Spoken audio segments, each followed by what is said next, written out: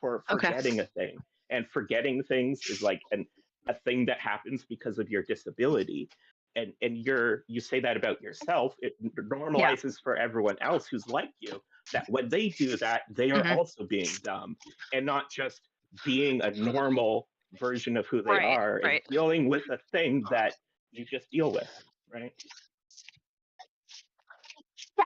Okay. So I started the stream. So basically, let's backtrack just like, well, that's okay because like these are things we'll revisit. But basically, we're going to talk about like making a space more neurodivergent friendly, which I think should mean like being aware of the fact that our culture is offloading the responsibility onto neurodivergent people to deal with all kinds of disabilities, even if you're on opposite ends of ability. So then the person that's the most disabled and more capable than normal, because that's your compensatory mechanism.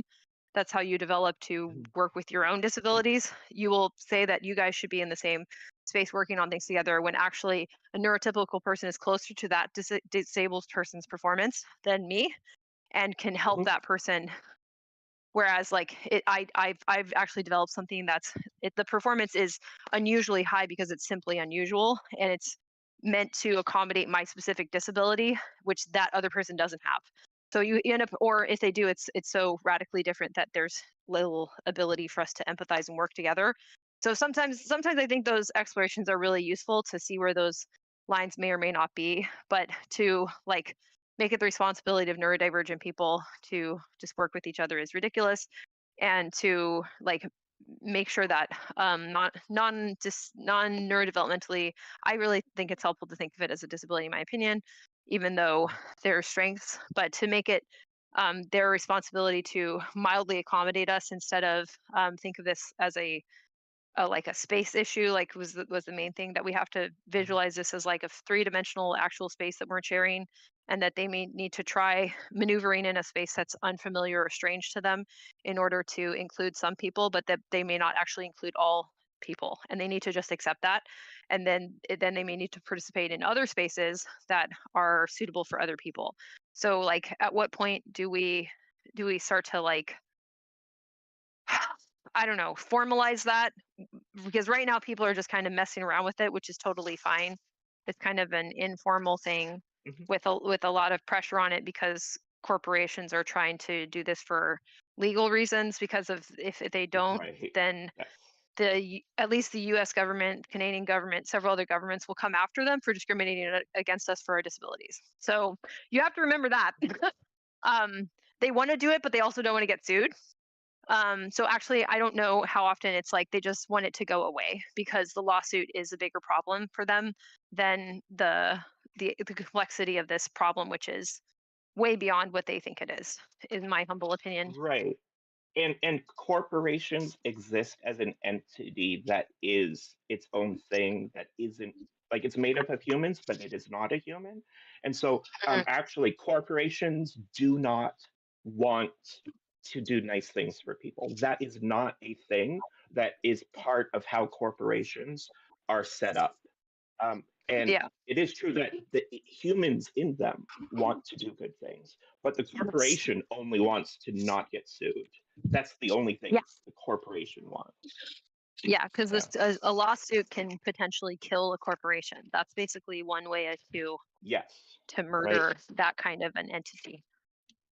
Right. And in fact, a corporation is an entity of constant financial growth. So it's kind of like Yeah. sharks in that way, like right, metaphorically. Um, and Hmm. and yeah, and so like the lifeblood of a corporation isn't just its um, what do you call it, capital, like financial wealth and everything, but the constant growth of that. And so not only does a lawsuit endanger its overall amount of money, it actually endangers interrupting it in its pursuit of its lifeblood, right? Yeah. It could interrupt it from eating more fish. Yeah. Right. So yeah, so I don't know. So sometimes I'm a little bit Oh, right. like cynical Yeah. about that aspect of it. Oh, But of course. if someone, yeah, yeah, someone wanted I to think make us, let's go I ahead. think that instead of being cynical, thinking about it in the way that I just described is the better action to do. to say that Mhm. you don't need to be cynical, but just to understand reality and know that for a fact, the corporation does not at all care about the things that it's talking about caring about, but also at the same time, the human individuals in it can, and most Yeah. of them do. And then Yeah. you're now dealing with reality. The Mhm. cynicalness, I think, comes from the fact that you're trying to square a square circle, right? Like there's two, you're looking at this as one layer where the corporation wants to do good things, but also it doesn't want to do the good things. And Mhm. and you Well, can't yeah. being cynical is a way of like protecting yourself from the fact that you know it's not always going to do the thing that you want to do, right? If Mhm. that almost Mhm. makes sense. Yeah. No, totally. Totally. Awesome. Okay. So, yeah. So So speaking on the in more topic general terms. Mm, of like the having a space that is neurodivergent friendly, I think what that means is in um, we tend to think of it as like, oh, you just have this space and it's where they go. Kind of it's the same way we think of a gay friendly place, just being a place yeah. where gay people can go. Or especially like this is a gay club and this is a gay space where gay people specifically go instead of a gay friendly one, right? And then you're like, oh, let's Mhm. make a neurodivergent space because all these people are neurodivergent and they should go in that same space and be together. And that is specifically not what needs to happen because what being neurodivergent friendly means that you are being aware that not all people are the same. And because of those differences, not all of them can operate equally well in the Yep. same Yes. I think. environments. And so it Yes. is important for them to have division of environments for Mm, those people who have the same needs they have. yeah. Yeah. I think so. So like, if I had to say, like, from my experience making things neurodivergent friendly, a lot of it is giving people an ability to exit the parts that they cannot do. So without Mm, social consequences or without, well, we'll make sure you'll be able to do it next time. Why? Are you sure they have to do it? Like, are you sure that this is completely necessary? And if it is completely necessary, is there a an alternative? Because that's sort of my mhm, assumption is that some of the problems is that mhm, people who are neurodivergent, I'm going to say probably have some form of like a learning or comprehension or processing disability, so that a kind of information that humanity hasn't even like delineated is its own unique problem to process. Like the world just processes it and it's not really identified as difficult, right? So if you're the only one having difficulty with it, not only do you have to convince people that it's real instead of all in your head, you have to put language that people that don't have that difficulty will believe is possible, because they'll have no frame of reference for imagining what it's like to not be able to just do it. And then you have to like advocate for not having that be part of oh, like the expectation of the right. space. And if that's what you think you have to do, you'll probably just disengage. So like, so this is the problem with Mhm, the autism and other people who have some even like mental health issues, where it's like they can only engage for so long before they're going to hit that conflict, mhm, and they they don't want to become socially ostracized for that. So that's a really big problem. So when really what you want to say is, I don't think I can do that, I don't want to try. But people will say, you trying is you giving up. You not trying is a problem that we all mhm, need to mother you over, or something like that, right? But it's like, well, is it? Are you sure that everybody needs to participate in this, because this person's about to leave? So your hypothesis that this person needs to participate, this is about to be null. Like it doesn't even fucking matter. Like because they're I mean, well, no, not in that sense. It's about to be void. It's about to be void. It's voided because they're about to leave. So it's irrelevant if somebody believes that everybody communicating in a space has to do a certain expectation or expected behavior. So I think like if a space was going to be neurodivergent friendly, the expectations of the space have to be made explicit. And if a person is pretty damn well convinced they can't do a part of it, say, I cannot do this, can I still participate? And you have to think seriously about if they can or not. And possibly the answer is no. So you may have set up a kind of activity that if a person cannot do that, then they cannot participate. And then you then have to like deal with that in your own like morality around that, how you feel about it. So I think some spaces, otherwise we are, I think, let me start this over. Some spaces are not going to work for all brains.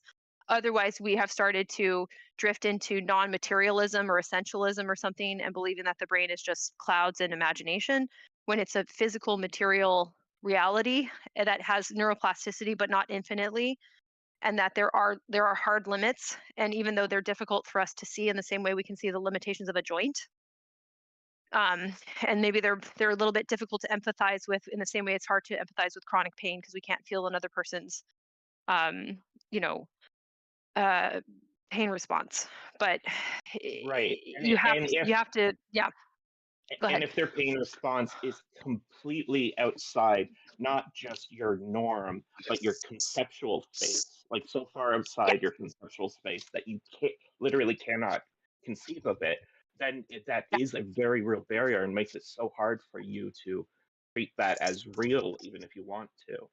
um, right. And I think that some differences in processing will create natural distortions of the information, and that will create conflicts too. So what do you can you resolve a conflict where, let me put this carefully, a person will perceive other people or perceive the space as having properties or qualities that other people are not seeing or perceiving, which may or may not mm, correlate with reality. So you may then you get into like, are you going to accommodate neurodivergency all the way into delusional spectrums, which is so and you don't which, always know easily where that line is, by the way. yes. And I was just thinking, well, that skill is actually more generally important to develop. But, for the same thing, like if someone is coming in and is seeing racism in this space, and no one else in this space is seeing racism in that way, that is a mismatch that you are going to need to decide how you're going to address this, right? Because otherwise, that person is going to have to either leave or be Hmm. disrupted. Right. Or yeah, and then how do you get, this is so tricky, like how do you get feedback? So basically, this is so hard. Okay, because neurodivergent people have something different about their brain. They are now living in a different version of experiencing being a person in a physical environment shared with other like agents, like conscious agents.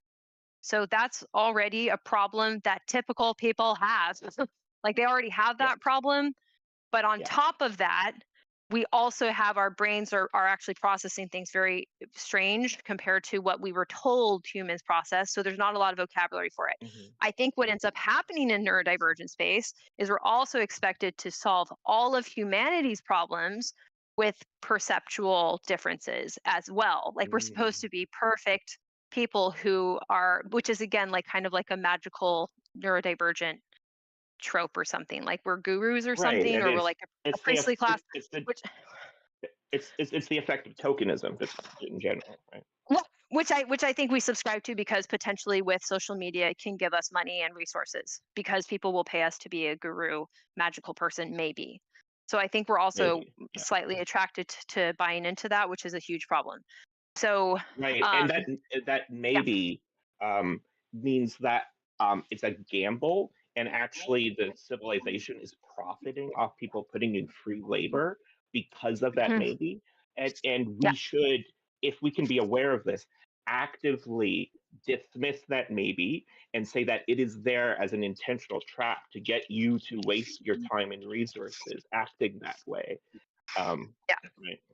So I exactly, I think my instinctive response to like, okay, the main thing that needs to happen if a space is going to be accommodating or friendly to neurodivergent people is saying, we do not know what you can and can't do, and you may have a pretty good guess about it but may not have been able to do reality testing around it because people may have responded with pressure, shame, patronizing, infantilizing, whatever, when you try to say, like, I don't think I can do this, or I think I'm really good at this, you may have been responded to with incredulity that, like, well, that's not normal. So then, therefore, your self awareness is impossible. So Yes. um, I think a friendly space would be a place where people can speculate on that while having no pressure to get it completely even in the ballpark. Like you probably will get something, but like it's a little bit of a problem of we don't have great resources. A lot of the information online is not very good. If we're being honest, it's a little horoscopy in a way that's not to diss horoscopes, but it's very culty and like unscientifically Mhm. like So actually, grounded. when you're saying not to diss horoscopes, so there's this pop cultural understanding and use of horoscopes that people who Mhm. actually are into them are also dismissive of, in the same way that Yeah, pop culture is dismissive of them too, right? right. Um, it, yeah, yeah. Yeah. Okay. Well, that's helpful. Yeah. So, with all that in mind, we can say like it has to be a little bit of like trying to build self-awareness and self-reflection, but also try not to like hold on to any specific narrative that's being offered to you, not even mine, right? Like I'm testing mine too. Um, of like what is this? What researchers do you think have your best interest in mind or are doing a good job, and clinicians and stuff? um, if you've had personal experience with people that are like lived experience sort of educators, that also works. However, it gets really tricky in my opinion. I don't think we're there yet where people can be gurus. I don't think people should be gurus. I think we should have centers that are like actively contributed to by a lot of people, and nobody's trying to be at the top of a hierarchy of like understanding how to do this. But basically we have it. We if you walk Right. into the space saying we have In this disabilities space that are hard to where understand, it helps. Oh, sorry. If you in walk this into it saying we space, have disabilities that are hard to understand, it will help you to make decisions that are um, less potentially like purity testing, or trying to prove yourself to society that you have value. Because a lot of it, I think, comes from that. Like they're really hung up that we don't have value. So when you get into a space that's supposed to be neurodivergent friendly, there's a lot of like trying to prove that society should take care of us, even though we have significant disabilities that we won't even like get into the depth of how much they're impacting us. right. I was going to say, in the space where gurus are, what we want is what you were saying, is people are saying, I Mm. am a researcher trying to figure this out, and I'm going to do it in public so that you can all go on that journey with me, right? Hmm. And so Right. specifically the opposite of a guru, insofar as a guru is an authority, the opposite Right. of an authority, but one who's still offering hopefully the best insights available. And if they're not, you engage with them and help them change what insights they're making. Yeah. Yeah. Right? Exactly. And There, then it I think. changes the Yeah. whole dynamic of the people engaging with that figure as well, to be Hmm. people who can be collaborators and also what's the thing you do when like you have another group of scientists be like, well, let's see where you went wrong. Like peers for review, like sort of. Yeah, just like, and also just Yeah. like Peer feedback. doing peer review of like, oh, actually you might be doing this wrong, which is, it's just the, not like being a student at all. Yeah. Yeah. So like taking the pressure down a lot of Mhm. notches, and also allowing people to know that like how do I put this carefully?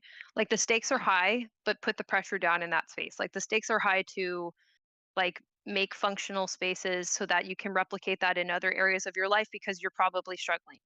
So the reason to have a any space be more friendly to neurodivergent people so that the neurodivergent person goes to other spaces and requests similar accommodations. You're doing it for the benefit, in my opinion, you're doing it for the benefit of the neurodivergent person to have a reality testing experience of like, does this work or not? So then they can go into other spaces that they will go throughout their lives in the future or for their children or whatever, and make similar accommodations. Their, goal before goal, uh their intention. Like they'll intentionally set that up in the future. It's like, okay, I remember when that worked before, I'm going to do it again. So that's what you're actually trying to do, is to give people tools to ask for these same things to happen again. Right. They are learning that this is possible to have happen and be done for them so that they can seek it out more. Right. Or if it didn't work, why? And then don't do that again. Mhm. You know what I mean? Like that too. I've learned a lot that way, I think, where I just wanted to know, okay, can I handle this sort of dynamic very well or not? Why not? Okay. Because if you have a really open door policy, I think that's also really challenging too, to say like we're gonna have all neurodivergent people here, because that you're going to end up with a lot of mental things that are classified more as a mental illness, which again we can argue about these classifications, but the behavior is not necessarily a developmental thing. It'll be something that comes later in life and then can escalate in different ways and can butt against people's impairments. So like there's a lot of things where you might be taking on the role of like a person that has a lot more training or credentials than you. So that's also something that's important to note. And it's probably good. I think like neurodivergent friendly spaces is probably good to have people that either are moving towards like a clinical practice or like some sort of like a psychology or even psychiatry um, training, like really good formal training, um, to be a person that's on duty, because otherwise I think you'll also end up a little bit on duty for that, because the general society has no differentiation between these things, and kind of like, I don't know, that's what's so hard, and the lack of support will also create mental health problems, so you have a lot going on there as well. So I think that's a complicating factor that needs to be considered. And those are all my thoughts. Mhm. I think that, like, all of that makes a lot of sense, and those are good thoughts.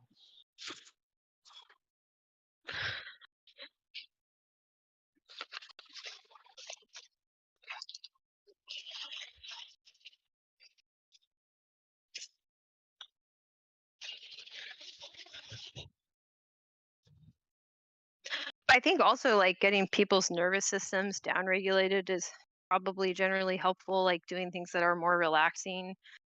Learning Mhm. right, like learning to speak about impairments without it being an emergency, even if like in their professional Yeah. life it may be, but in this space, no. Like the actual reality of it isn't an emergency, that's an artificial imposition. Like that's an external pressure. The internal thing, that's not, there's nothing wrong with you for having a disability. It just is. Mhm. Yeah, I'm taking copious notes here. Thanks so much for doing this, Jane. Yeah. By the way, when did you like start this one? Because I want to see like I think I came in when you were talking about people having to like convince people it's real, and We started yeah, around 12:20, so we weren't going okay, that long before you came in. okay, Mhm. cool. And this is the only topic we've talked about so far. Okay, cool. Yeah. All right, getting people's nerve. I'm like taking copious notes here. Yeah. Um, Good. yeah. So I really resonate with the point of yeah, like saying we don't know what you can and can't do, giving people space to play test, um, while recognizing that they might not know, um, yeah, like what what's gonna happen. Um, yeah, and one thing that stuck out to me is the like ideally we'd have a clinician around, but I'm thinking about like how can we make ideally every space more accessible, because realistically, can we have clinicians in like every space? But yeah, like how can we um maybe even communicate like this is a space to play test, but if you think you might end up in like an emergency situation, like, you know, we like this isn't therapy.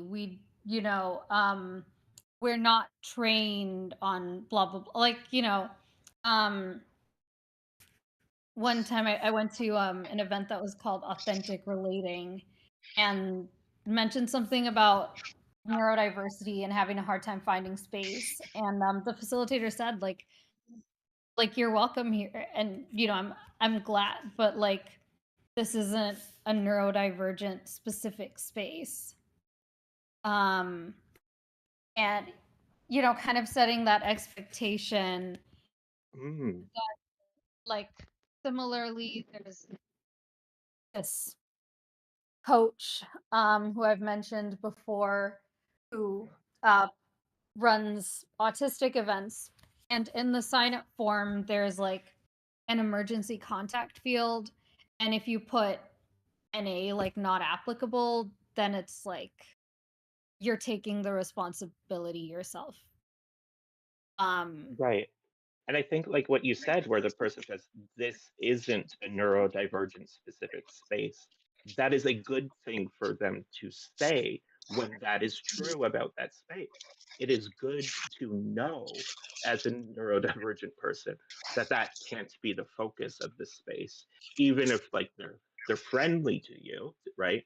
They're not, Mhm. that isn't the focus there.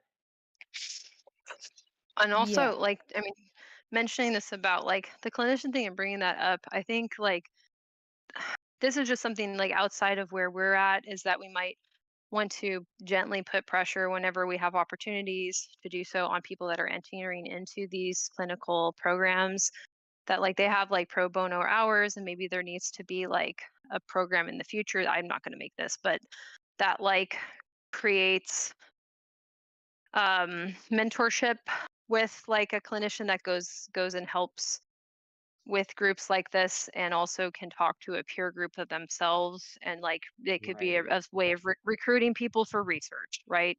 Like there's a lot Mhm. It of would, right. Like even benefits of this, having something like this exist, like an organization, a right. professional organization that already is like creating like I'm trying to think of the right word for this, but Um, basically like a pairing system, right? So that you can have some. But now Mhm. that's really, I'm not going to set so it up. I and think it'd be actually, nice if somebody thought to do well, that. right, but Jane, that Mhm. made me think though, because like just to have a person like that connected to even this server in any way, Mhm. Right. wouldn't it actually be something worth doing, not to make up that thing that makes that happen generally, but for you specifically to write out a like approach document that you could send to people who are that kind of person you just described, Yeah. who might Yeah. be interested in joining this space in that role. Mhm. Yeah. A clinical supervisor, right? Like, so for example, I worked at Sure. a nonprofit that had clinical supervision because they were doing hip hop therapy. The clinical Hmm. supervisors only spoke with the staff. They didn't go in with this. They were doing uh, music therapy for kids, basically. So I never even met with the clinical supervisors, except for like, I think I talked to one once or something like that. But other staff members talked to the clinical supervisors. So they had some organization already Mhm. set up, because there's an idea of hip hop therapy. So some psychologist or something, maybe it was a clinical social worker, I don't know, set up the idea of hip hop therapy like in like the 80s or 90s. And now that exists Mhm. as a precedent. And now you can get clinicians that's what they do, and they look for people running organizations that they can have a partnership, and then they are matched with them. And so there's stuff like that that could be good in the future. I'm just kind of making kind of a mental note here Mhm. that like that would probably make sense, since it exists in other ways that I've interacted with directly. But that Mhm. also like that would help to draw some of these lines where I think the tricky thing about having a neurodivergent friendly space is you're also potentially going to be dealing with people with psychiatric problems that Mhm. can go into like crisis states, and that's Mhm. probably not ideal to make people with disabilities responsible for without help or at all. um, Especially when you're like, hey, Yeah. hey, you know how dealing with neurotypical society is like really difficult. All right, well here's a bunch of people who don't know that they have a psychiatric thing that's going to go into a crisis state who are actively going into one. Good luck. Right. Yeah. And actually, like, this isn't a norm that we've had to think about or engage with in a long time, but like, Hmm. we have made the rule and norm in this space that if somebody is going through some sort of psychiatric emergency, this is not the space for that. And Yeah. like, we as the moderators will say, oh, this is happening, and try to contact them privately and get them Yeah. to get the help they need, but we also won't Mhm. let them look for that help in this space or Yep. act in this space while they're in that emergency. They're not like, Right. right, like if you're teaching a ballet class, it is, you don't just keep teaching the ballet class while someone has an emergency, right? You Mhm. say this emergency is a separate thing, and as the instructor here, I'm going to deal with this somehow Yeah. and get it taken care Exactly. of, not here. Yeah. Um, Right. Hmm. It's tricky. So you see, the issue there is like that people facilitating neurodivergent space that will be part of it. mhm. Hmm. Are you saying like that will okay, I'm trying to think of like when it's important to bring up that might be part of it. So you're saying that'll be part of a neurodivergent space. So Yes. I am If saying people that meet people have, regularly, yeah, go ahead. mhm. I was going Actually, to you say go that first. if people have the expectation that a neurodivergent space is a space where people experiencing these um, emergencies will take care of each other during these emergencies, which is explicitly Mm, not what the space is, but that Yeah. is an expectation that people are generally picking up and thinking is what it's for, Yeah, because right? mm, neurodivergent is a very loose term. Neurodivergent includes a lot of people that find Yeah. out that they have something going on later in life. A lot of those people may also have like there's many psychiatric issues that can emerge in later in life. Most often, many of them you can't even get diagnosed as a child because they don't they don't think of them as a full clinical presentation until you're an adult. Like there's no diagnosis for some of these when mhm, you are a child. So if some of these people actually don't know that they have a comorbid psychiatric issue, right? Or that Mhm. their their diagnosis or self-diagnosis may not be accurate, may not be fully accurate, right? And Mhm. there may be another issue that requires a seriously trained person and very specific interventions. And part of the reason that they're ostracized in general from society is because these issues have played a role in Mm. their disability, right? So mental illness is also disabling. Does that make sense what I'm saying? mhm, And Mhm. you may not know that about yourself or know how to deal with it. And also there's a lot of stigma around it. So they may just have like some And episodes of it and it's pretty straightforward, but they've never ever had it addressed.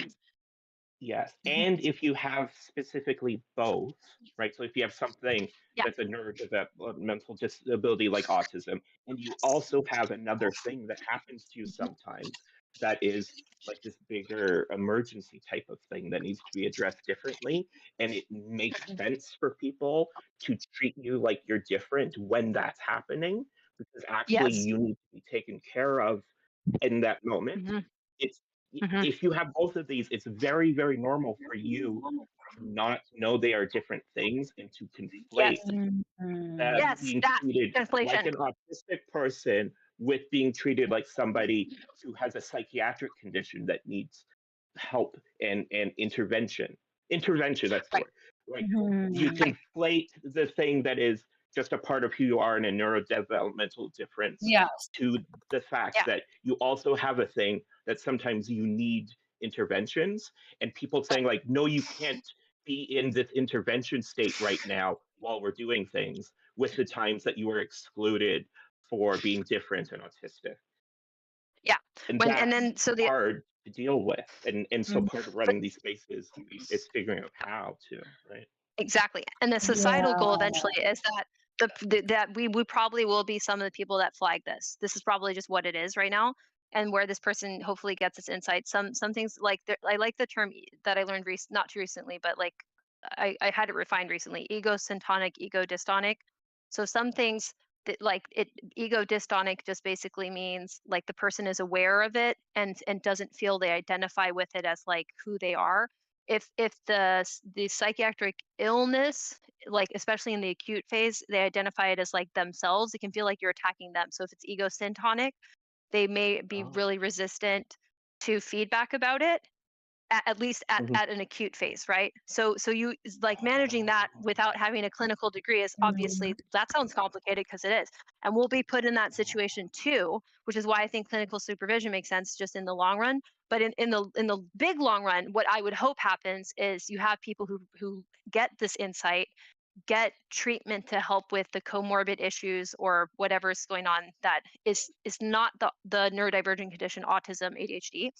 And then even when they're having an acute phase, be self-aware about it and know what resources they can get from the group that's helping them with the neurodivergent thing. But this is actually does have a little bit of separation, even though they're a whole person. For them, it's a whole thing.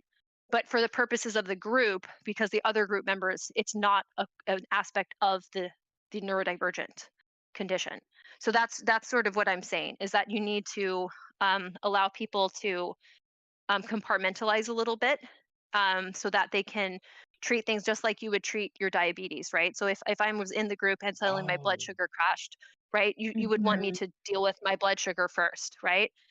But I could still be interacting with the group while I'm treating my blood sugar. So while I'm if I have a good treatment plan, then I can continue to interact more than if I don't do my treatment and it starts to escalate and I become more unwell, right? Or have a worse outcome. So that's one of my concerns that have come up, and that this is just going to be part of the space for the time being. Hopefully this is temporary, and that like the interest in neurodivergence generally in the general population will lead more people to ask these sorts of questions. These are things I've observed, and talking gently with people about this and acknowledging that the broader public doesn't have a good or delicate way to talk about this, that we have to kind of learn it through experience and being sensitive, seems to be successful. So I'll sort of tell people like, hey, I'm not a clinician, but because I have an interest in psychology, it seems to me that it would make sense to talk to a therapist at this point. You could possibly have some signs of this or that. Here's some things that maybe researching would make you feel a little bit less alone. But I may have this way off because I'm not a clinician. But that like addressing this as a distinct thing will help you to integrate it into your whole, right? Because it's going to integrate into how they experience their autism or their ADHD too. But that other people can't be responsible for it as non-clinicians. But that right now, that's what could happen. And the reason it can happen, I'll finish this statement, because you're like, well, why could it happen? Even in like a casual group, if someone goes to it regularly and they have a neurodivergent behavioral pattern that makes them more likely to be ostracized, there's strike one. Strike two could be they have a history of some episodic stuff from the mental illness that also has ostracized them. So they may have put a lot emotionally into this group accepting them, right? Right. So the stakes can be really high, and that can also make it, in my opinion, even a little bit more likely to potentially trigger this person to have an episode, because now they're feeling more vulnerable, and this is really important to them. And some things that would be stressful, right? So some things can be stress triggered. So we're trying to bring the stakes down and be like, we don't understand all of this. However, we want you to like, uh, keep an open mind about the outside world, because sometimes I think, I'll finish my thought here, that like the neurodivergent space can feel like a silo to protect you from the neurotypical world that is so unfeeling and stupid. And we need to get away from that mindset, because it can Well, also right. exacerbate this problem.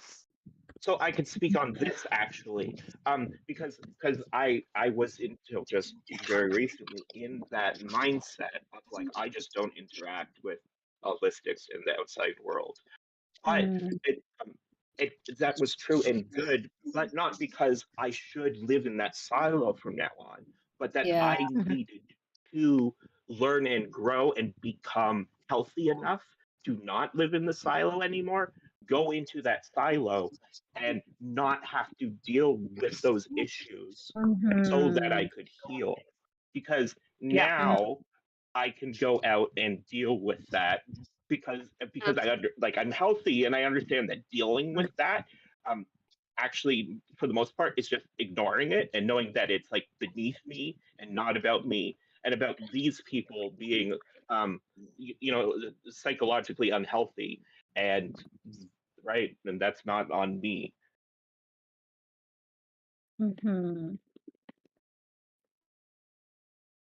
Did that make sense, Jane?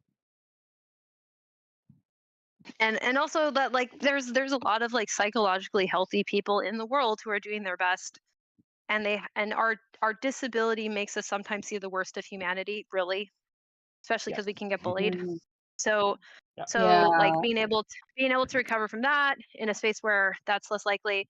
I've also, yeah, I mean that comes up with some other ideas too about like that's why people can be so sensitive if they come into the space and they have another additional comorbid thing. They could feel really betrayed in the neurodivergent space. So it's like, I thought you guys would finally accept me. It's like, well, no, no, no. Yes. It's not that. This is really disruptive to you being able to get along with other people, and we need you to like work with someone that can help you. Not that we don't want to be Yeah. able to like you, but there are things, and that's why we address them, that are disruptive to yourself and other people, and that's why we take care of them, including like Yes. just self-care stuff. So a neurodivergent space, I think, needs to prioritize self-care and allowing for that to look different, and allowing for that to transcend stigma. So some of the self-care things I may need to do may have to be things that the outer world would stigmatize, because, oh, you're crazy, oh, I don't care, I need this is stupid, I'm not going to play along with scapegoating myself anymore. And I think that it's an additional layer though. So not everybody who's neurodivergent has a significant mental illness, and Right. many Yeah. don't. I mean, outside of some trauma, but a lot of that, like even the significant mental illness, if we dealt with the trauma, might improve dramatically. So the space for the neurodivergent is the trauma part. Yes, like we can work on that a bit, but we have to have a little bit of a, hey, this is where we get off the train, because you need to work with someone who's a clinician, who's a specialist in Right. that. And so something that's really adjacent, and you bringing up the word self-care as we've talked about running these spaces, and the fact that sometimes people are going to be doing a thing that is disruptive in the space, made me think one thing that can happen as well is that people will come into a group call like the situation like this and think that they can do a thing that is self-care for them there. But this is not a space to do self-care. We're not self-caring collectively right now. We're having a conversation.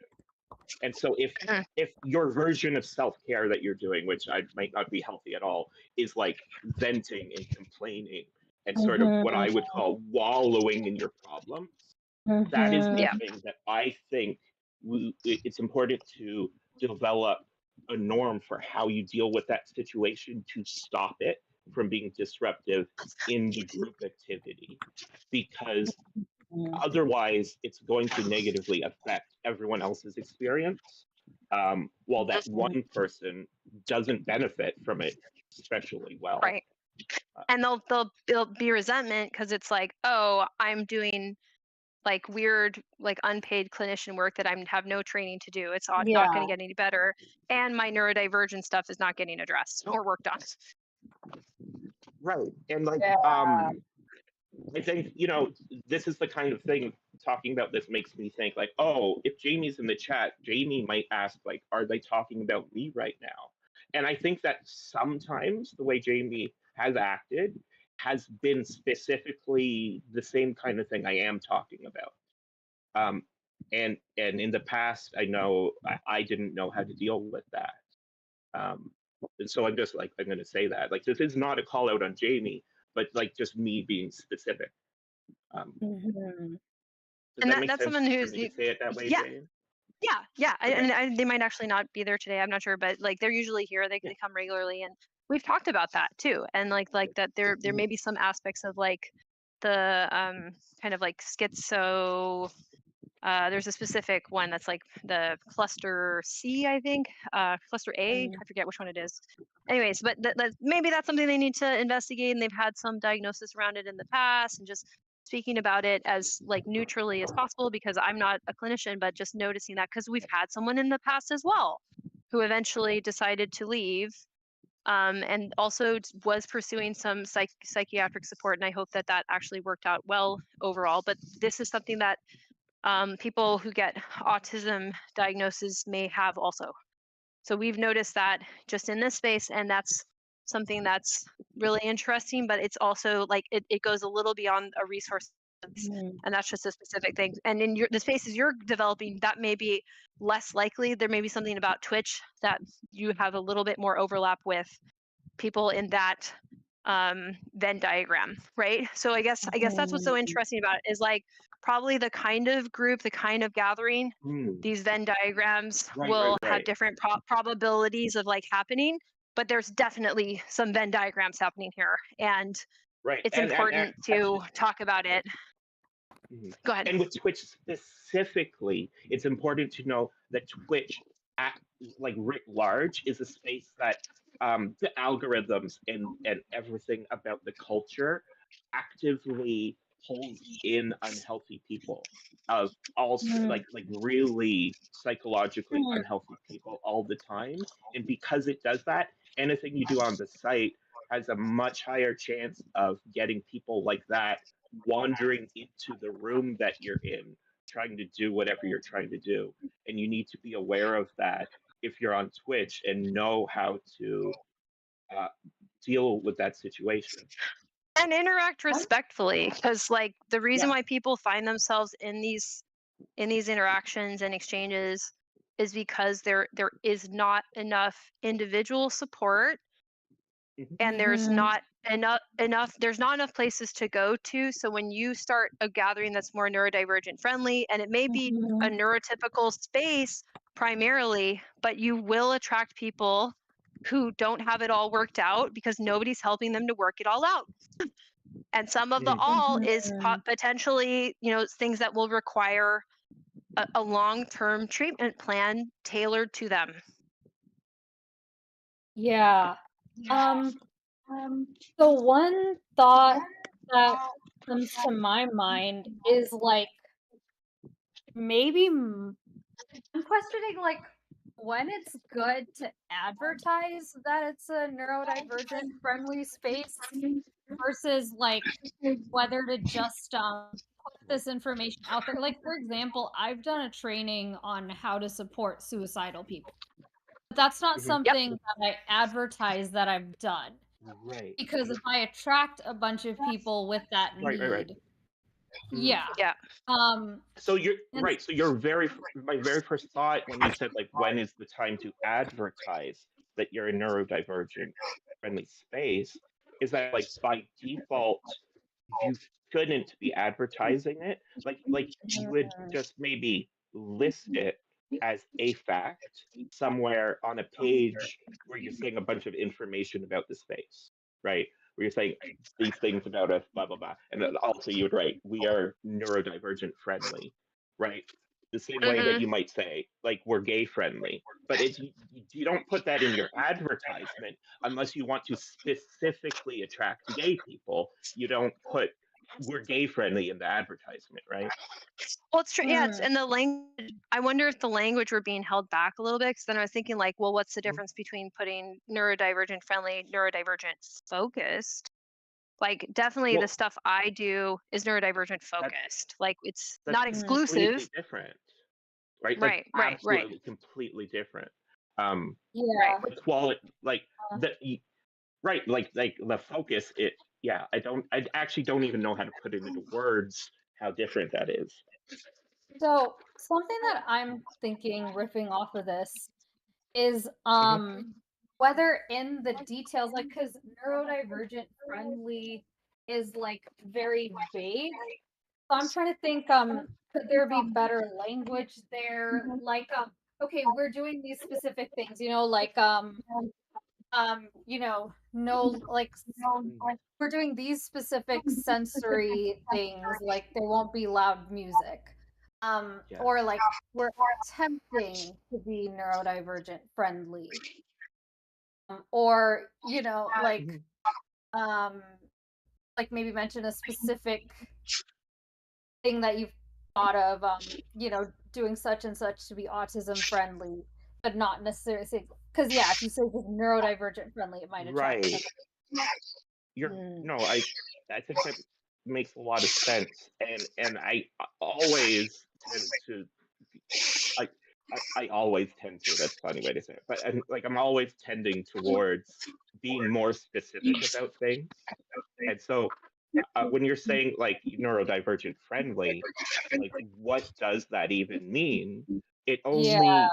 only what it actually communicates orientation is that you have acknowledged that society isn't neurotypical Yeah. friendly, and you think that moving towards neurotypical friendliness is a good thing, but it doesn't say anything about how many steps or even if any steps if you've made any steps towards making it friendlier. It just says that you're Yeah. aware that that's a thing that needs to happen.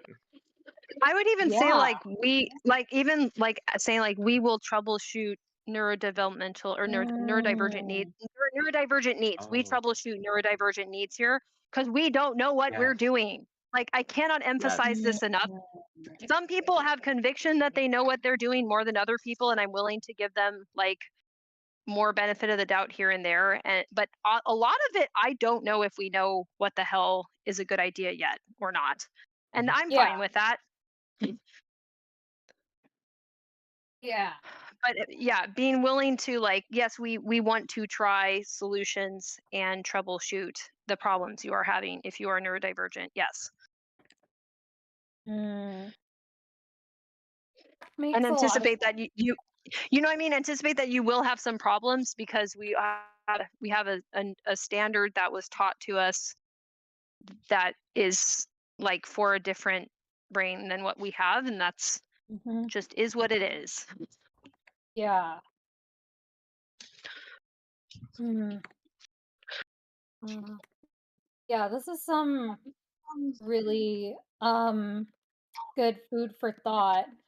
Um, because like something that I see in a lot of more experimental spaces, and when we're thinking about attracting people dealing with mental health stuff, it's like a lot of healing spaces or like authentic, vulnerable, when they're kind of advertised that way, or just unconventional ways of socializing in general, like support. I'm really curious what you're seeing as like not set up well on Twitch, because in theory, Twitch can be great, giving people a way to like interact in the chat while not having to like be as on. Like that can be accessible.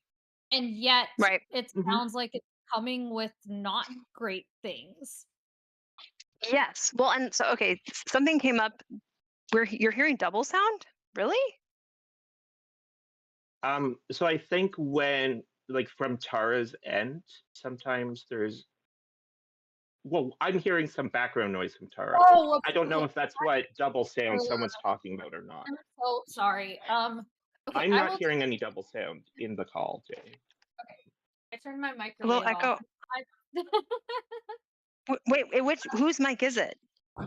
Hang on. If I It's let me, Tara's I mic. can. is the background So noise still there?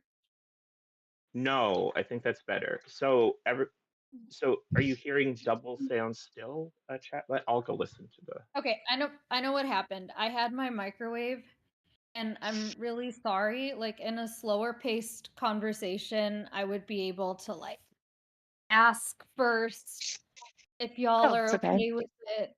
Um, but yeah, like Okay, yeah, I it's working now. It's fixed. Yeah. Oh, it's okay, fixed. Okay. I'm Okay. glad. Something came up in chat I wanted to mention. I would be looking for a checklist of criteria which make a space neurodivergent friendly. I think that's a good Ooh, idea. right? Mhm. Like we're neurodivergent. We strive to be neurodivergent friendly, meaning we do blah blah blah blah blah and are open to other things Mhm. as well. Like Yeah, that is what I'm trying to create here.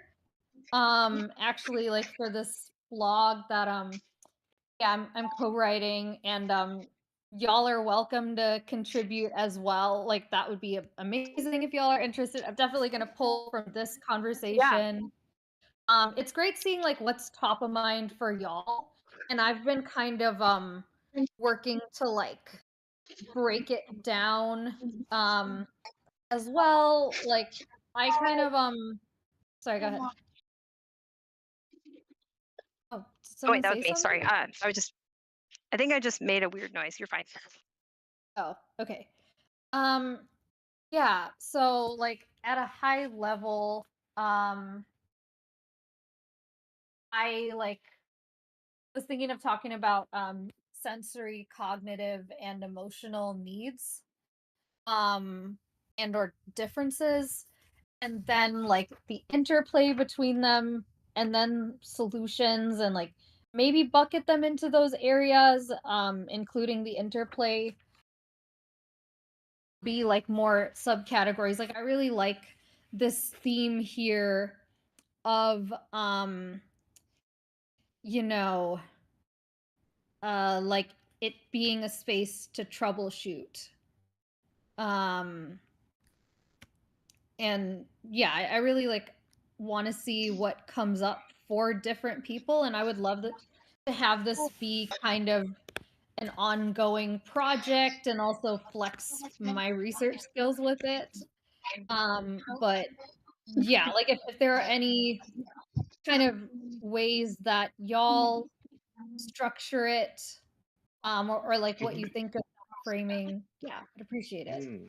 I So I I think thought of an the thing that's analogy on. go ahead. So I just thought of an analogy on the topic I wanted to say, which is Ooh. that like I don't I don't want to. If I was advertising myself as a person, I wouldn't want to say like I'm not racist on there. I would want to say that I want to not be racist, or Mhm. like I want to work to be less racist or something that Yeah. that is communicating that I'm aware that I will unintentionally engage in racist things sometimes, and I want to know when that happens because I Mhm. want to improve myself about that, right? That it Yeah. and basically it's oh actually right, it comes right down to whether you're talking in a growth or fixed mindset. When you say that this is a neurodivergent friendly space, that is fixed mindset. If you say that you are troubleshooting, like you work on troubleshooting issues neurodivergent people have in your space, that is a growth mindset. Yeah. I really resonate with that. Um, there was something that I wanted to say. Oh yeah, yeah, like the how to give feedback.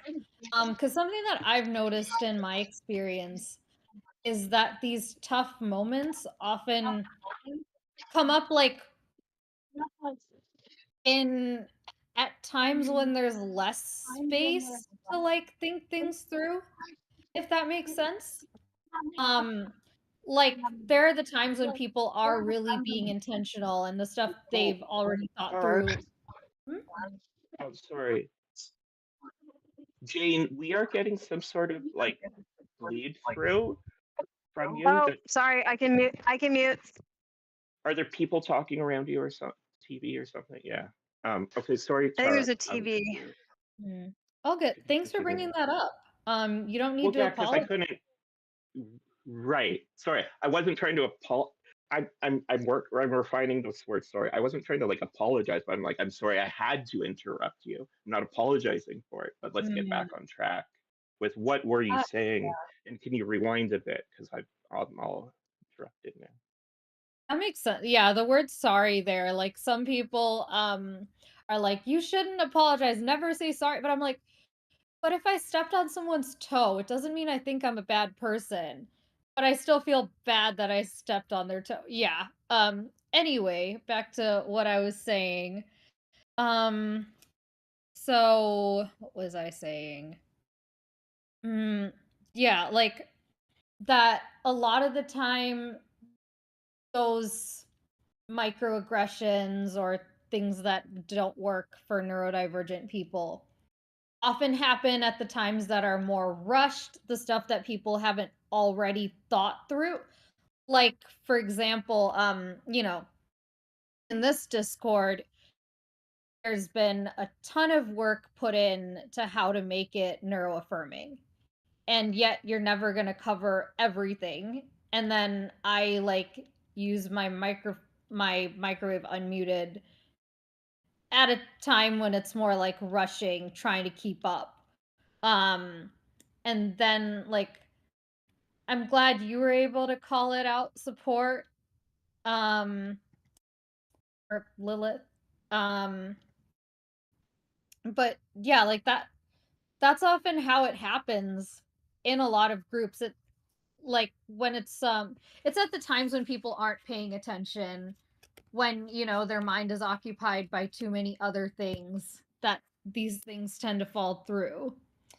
And so I've been thinking also about how to like normalize giving feedback, because like there was a situation in another group which it's a neurodivergent mentorship group, and the way they did breakout rooms, like the host picked the topic. Now again, if anyone knows which group this is, like nothing against them. No space is perfect. We're all humans doing this. But like they would sometimes share the topic a little bit before, but it wasn't obvious where it was. And then they would put us in breakout rooms, sometimes without, like, even though there were multiple hosts, sometimes they would all end up in one. And it would be just a bunch of non hosts in the other one. Neurodivergent people of all different kinds of neurodivergence, discussing this sometimes deep topic in a small group setting without like guidelines around that. There was a guideline that you could leave and go to this break room if you wanted. But I like what you were saying, Jane, wanted to see, can I accommodate myself and stick around and like see if I can play test it. But the group perceived my bringing up how, that format wasn't working for me.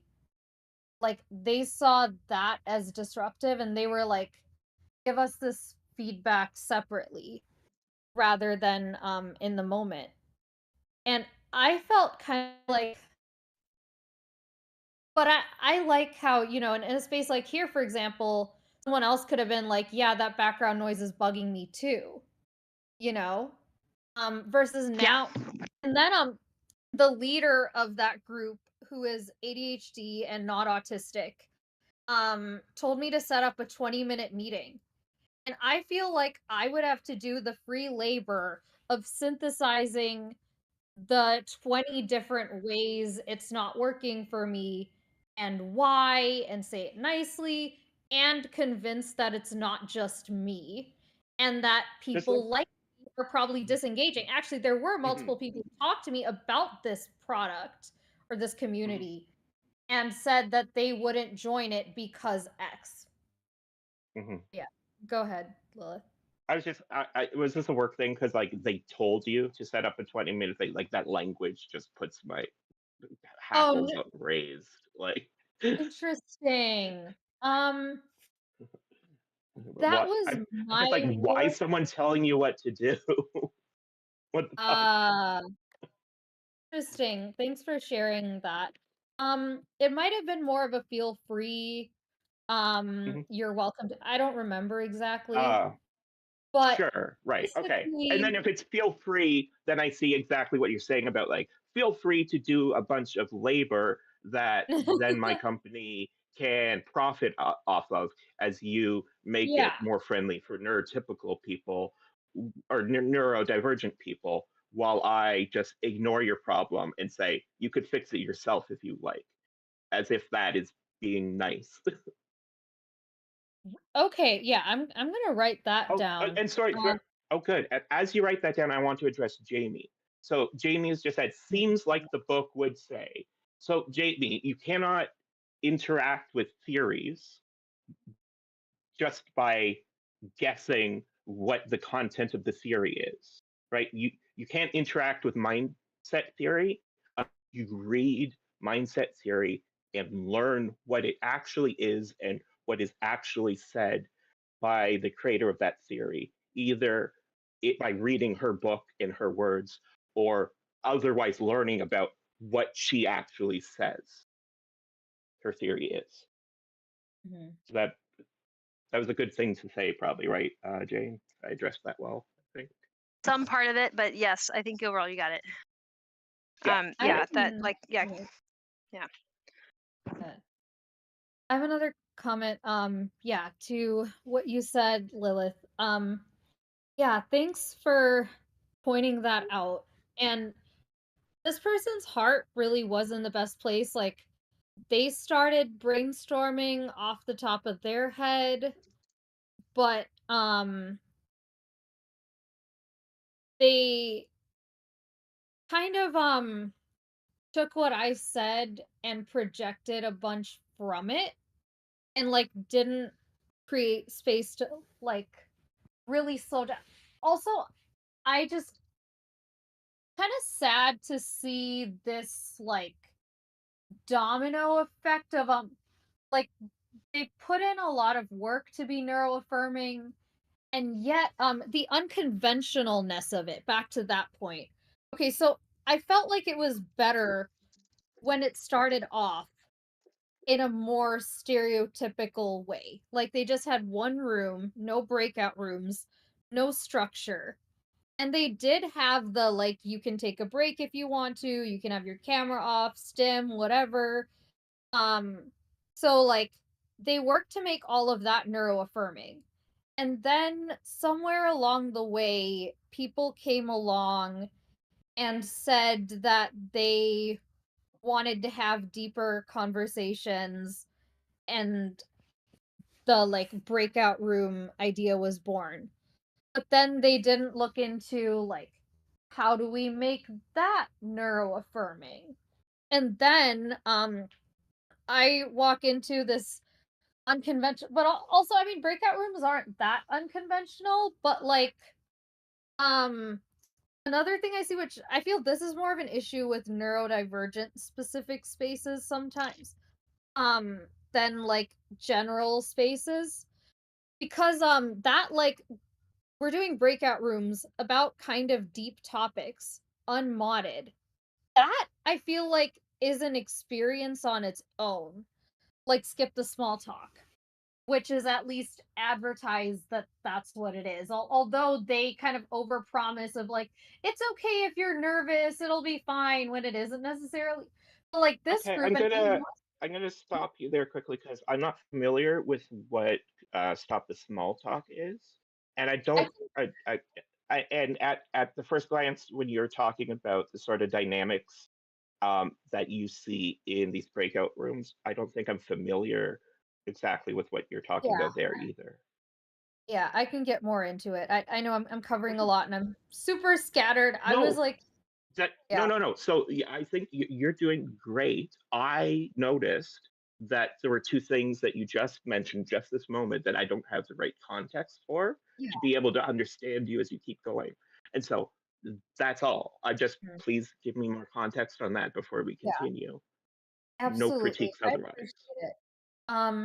So skip the small talk is like speed dating for friendship, where you're paired with someone for like 5 to 10 minutes, and then another person, and you're given a prompt. And the first one is, "How are you really?" Which that just invites all the okay. What if they just had a mental health emergency 2 hours ago? You know. Hmm. And then you gotta empathize. You gotta share yours. You gotta empathize with the other person. then you got to move on to maybe the next prompt is like, Well, what that is sounds awful as a prompt. I just want to say, like, that specific prompt seems really bad, or potentially really bad, I should clarify. Mhm. Because, like, Yeah. if if how you are really normally is like in a deep depression because you Yeah. don't have friends. So Mhm. and it is probably true that part of why you don't have friends is that you're Mhm. likely focused on this negative experience of not Yeah. having friends and being in a deep depression, right? Because I know I've been in that space where I've always been talking about it, and it is really Mhm. really hard to build a friendship with someone while they're Mhm. talking about not having friends. It is just Mhm. off-putting and hard because you're so basically you're like, I would like to be friends with you, no one will be friends with me, and you're like, oh, okay, let's be friends. And you're like, yeah, so as friends, I want to talk about how no one will be friends with me. And it really sucks and it's hard. And that's basically the only thing going on in my life. So don't you agree that Mhm. it super sucks that no one will be my friend? And then you as the other person is like, wait, so now you are actually negating me and saying I don't exist by talking this way because Mhm. I would like to potentially be your friend. So, like, is your reality that you're talking about in the past, Mhm. is that your current reality in this moment? Because if so, then you don't see me as a potential friend. It seems like you don't see me at all. Hmm. That is some great food for thought. Mhm, Yeah, because they do advertise to lonely people and socially anxious people. mhm. And yeah, let's put two of those folks together and ask them to share how they're really doing, which I feel like in a moderated group it could normalize, oh, lots of people struggle with this. You're not No, no, alone. right. But So what that Mhm. is, it's not a first date or get It's like together experience. seemingly That is normal. that's that's I just, freaking. yeah, go ahead. Those people should talk about that, but they should be talking about it in a what do you ever call it? Like a group counseling? Like that's a group counseling Yeah, Yeah. conversation. that's really That's what tricky that because is. it's. I feel like that seems to exclusively the best way that that could turn out is like, do you seem to be a totally normal person that has their shit totally together, but underneath the surface you're a really deep wounded person in some ways, but you're actually so normal, and you go to coffee stores every morning and say hi to the barista and everything's normal, and you're dressed normal and your hair is done normal, and you go to your normal job. Great, I love that for them. But like, there's a lot of people that that's not gonna turn out so good. Yeah, exactly. And then sometimes you get, one person, how are they really? They just fell in love. They just got all the stuff that the other person has not been able Oh, to find for 2 years. Like, for so example, I've been trying to all find right, a therapist for a stop, year, no, stop. and I've had boyfriends. Jane, I'm getting a huge amount of feedback from your mic all of a sudden. Really? I don't know if it's Tara or someone talking near you, Hang on. but yeah. Sorry, I couldn't hear anything you were saying, Tara. Again, Mhm. it's not sorry. Like I'm apologizing for interrupting you. But, That's not how I'm using the word sorry there. I'm just yeah, sorry this I can, has to happen, but it does have to happen to stop. it does have Anyway, to happen. what were you saying? Yeah. Um, yeah. So I was saying that it can also highlight disparities and in a space where they're not going to be solutioned for. Like for example, I saw two people playing the 30 questions to fall in 36 or whatever. There's this kind of thing for couples, and it brought up how one of them, their worst experience was a, you know, very socially acceptable sad story about their dad dying versus the other person's dad cheated on their mom. Or it can bring up like there's this one friend where how are you often leads to, so I've been struggling to find a therapist for almost a year now. And her go-to is about her amazing breakthroughs in therapy and how far she's been able to come. And I feel like these kind of prompts are just baiting that kind of thing. I forget like what I was responding to with that. But anyway, I can like tie it back to one of the previous threads. So going back to your second question, Lilith, about these breakout rooms, Mhm. the questions would sometimes be deeper than others. But like one of them was, how did you meet your best friend? Which I'm like, someone might get real emotional there, while Mhm. like someone else might want to analyze what friendship is. And another one Somebody's was best just, friend could have died. Yeah, that's Yeah. intense. yeah, right? Wow. Yeah. Huh. Yeah. And then Right. another It one was actually, like, I think what I'm noticing about these questions that I don't personally like is that they're very specific questions too. And mm, and I feel like that's the opposite of what I would want to ask or have asked in a yeah, situation.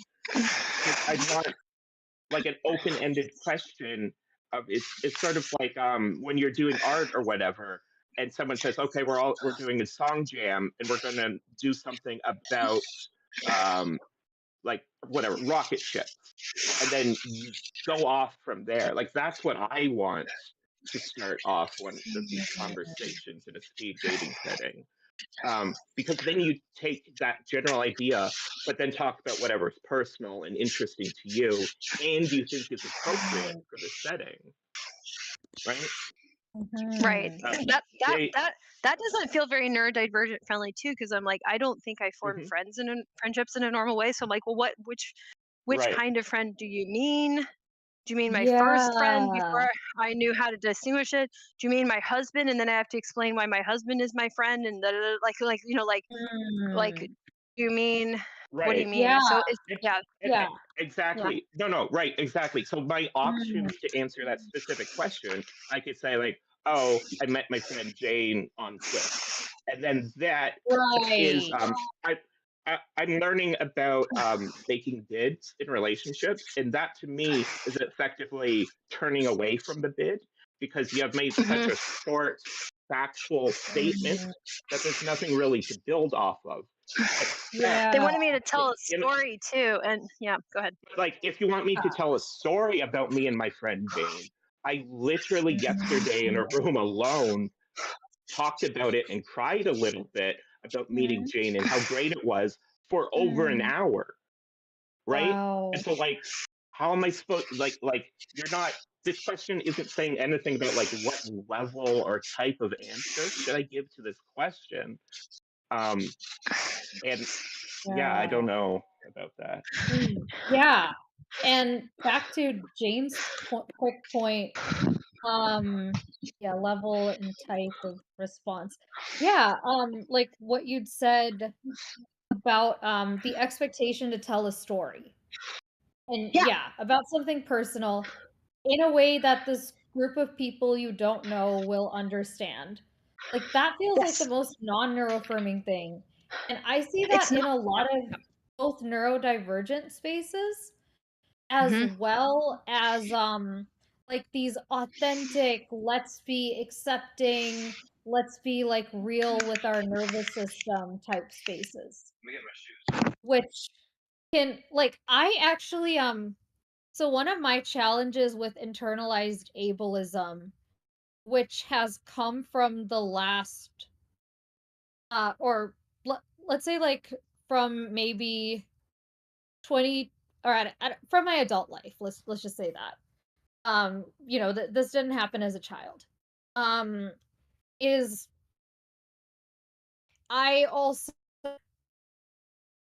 was probably biases I developed on my own, and some was just going when friends would say it, is there's this perception that that's how neurodivergent people talk, and that's the only way we can talk, and if you put a bunch of neurodivergent people in a room together, that's gonna happen. But I'm like, okay, just because they're like, all right, neurodivergent people don't have room to make friends. Let's do all this stuff acting like we're already friends. Let's quote unquote skip the small talk, even though that's not neurodivergent specific, but I bet it Mhm. attracts a lot of neurodivergent people. You know, if you target lonely people, you're gonna attract a lot of neurodivergent Yeah. people. And Yes. similarly in these Yeah. like Yeah. be authentic, let's talk about real stuff. But then you need to account for how can you talk about real stuff in a way that Yeah. feels safe with a group of Also, strangers.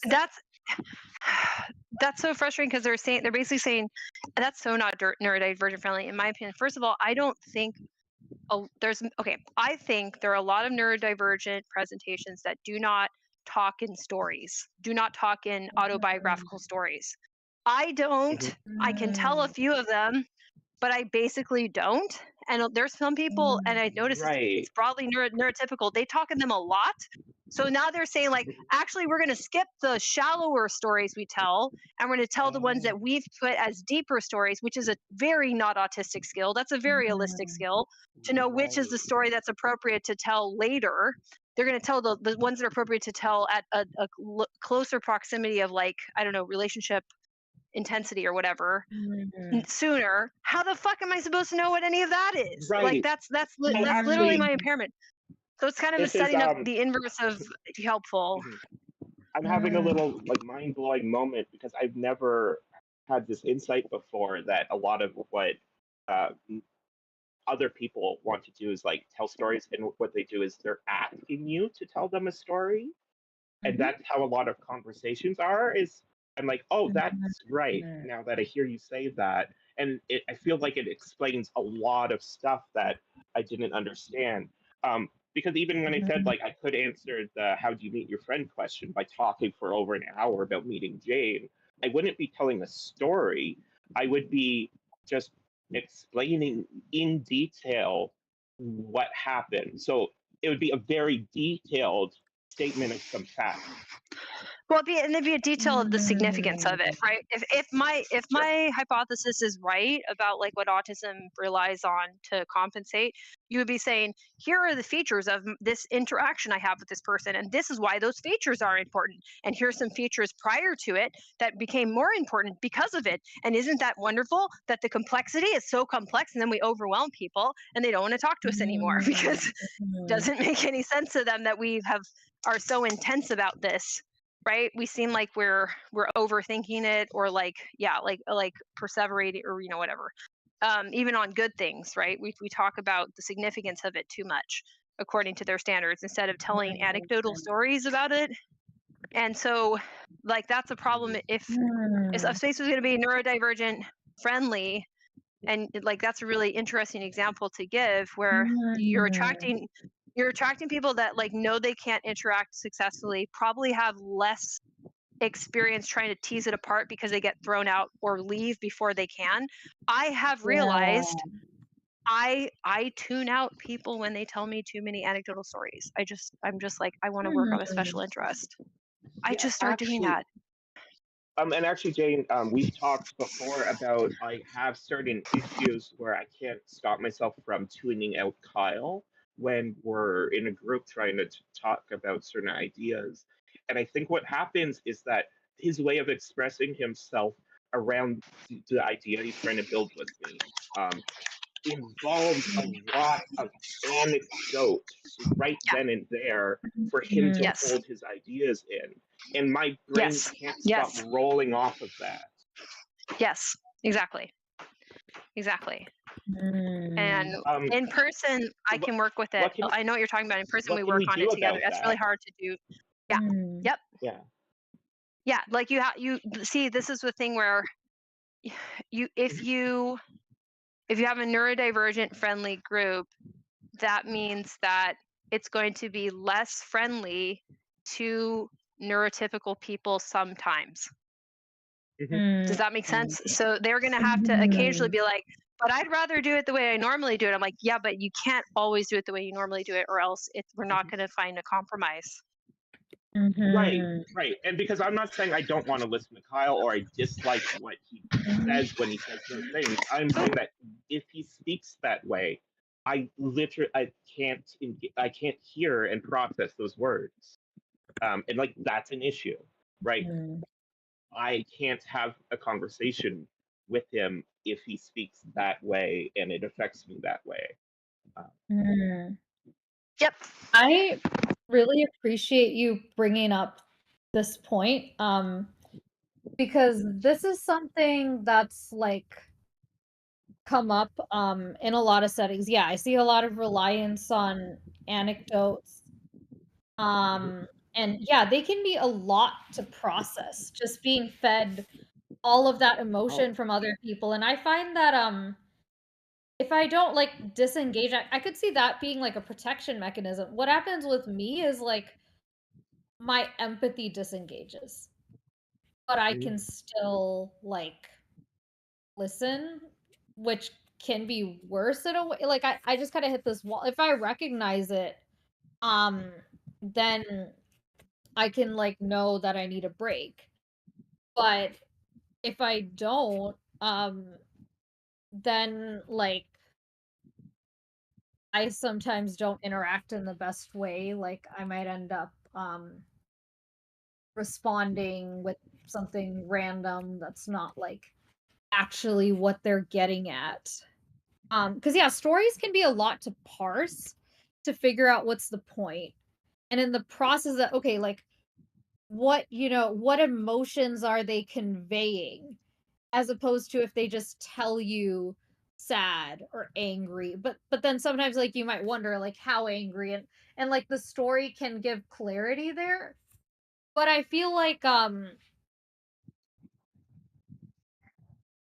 would like to see, small like gradual disclosure working our way, and this is something that I'm working on doing myself, starting at kind of a high level, a couple sentence, and then, give more based on what questions people ask. But I know getting to that point could take me hours or days sometimes, and I might not always be able to do that. I definitely can't in this conversation. Um and so like yeah, I think like awareness there would even be a huge step, because like for example, there was an autistic person on Clubhouse who she also has a very vivid imagination, and she has face blindness, and so her concept of people is like pieced together based on the stories they tell and the details. And so like for her it's super overwhelming, because if someone mentions like for example that they were in the hospital, she imagines like a visual of that. And so these anecdotal conversations, she just has to leave. And there was another pretty clearly neurodivergent person who I would guess was autistic as well. So I noticed that even some autistic people gravitate towards the anecdote route. Though like probably not in the exact same way, but that is interesting to see that dynamic in autistic spaces. Um where like he asked her, "Oh, like why did you have to leave?" Or he was under the impression, "Okay, how can we make it better?" Because he wanted to um create a neurodivergent friendly, like an everyone friendly communication system.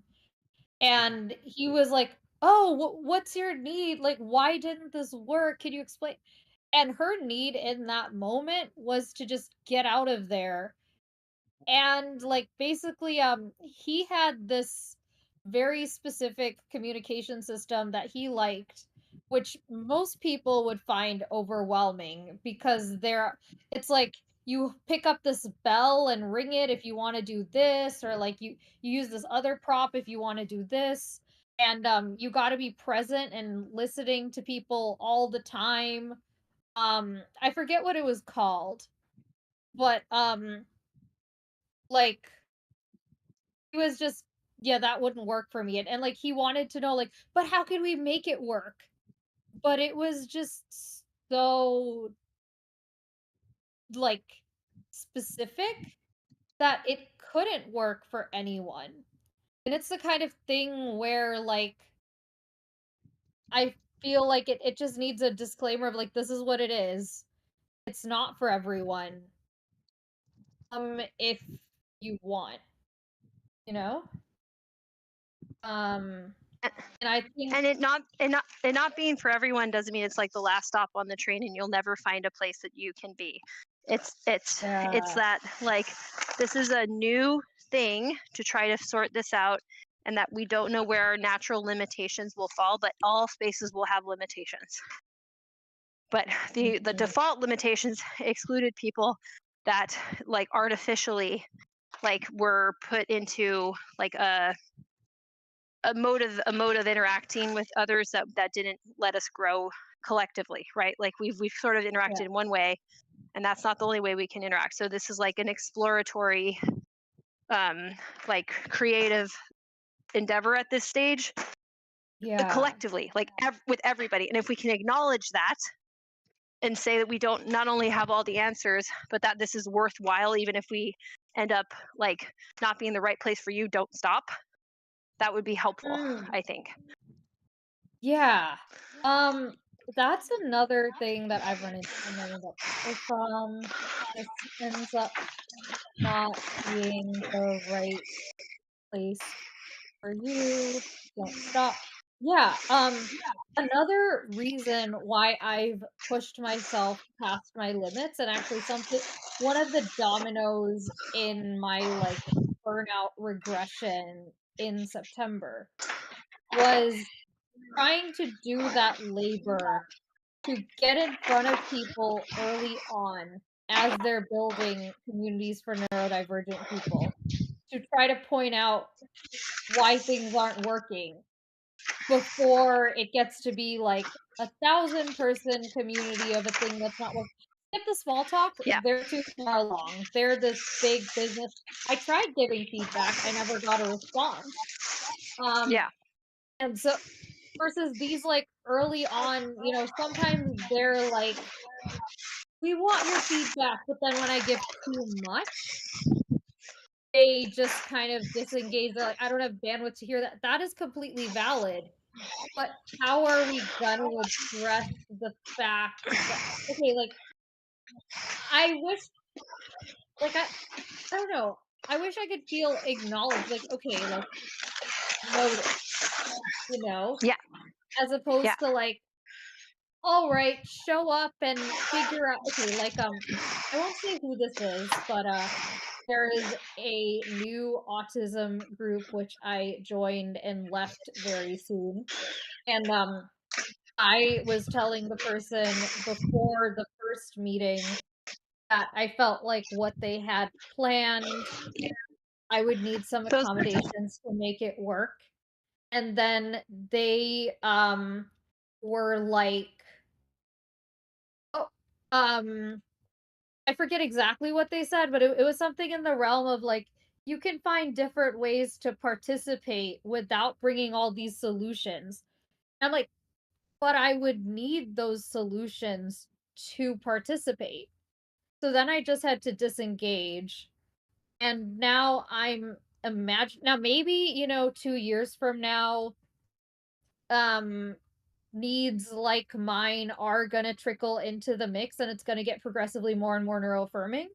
Or it could be like what happened with this mentorship group where it was better a year ago, I felt like, versus now, it's attracted a more and more and more homogenous crowd. Like, I walk in, I feel like everyone's like similar age and similar worldview around socializing, as in diluted to expecting to not get our neurodivergent needs met.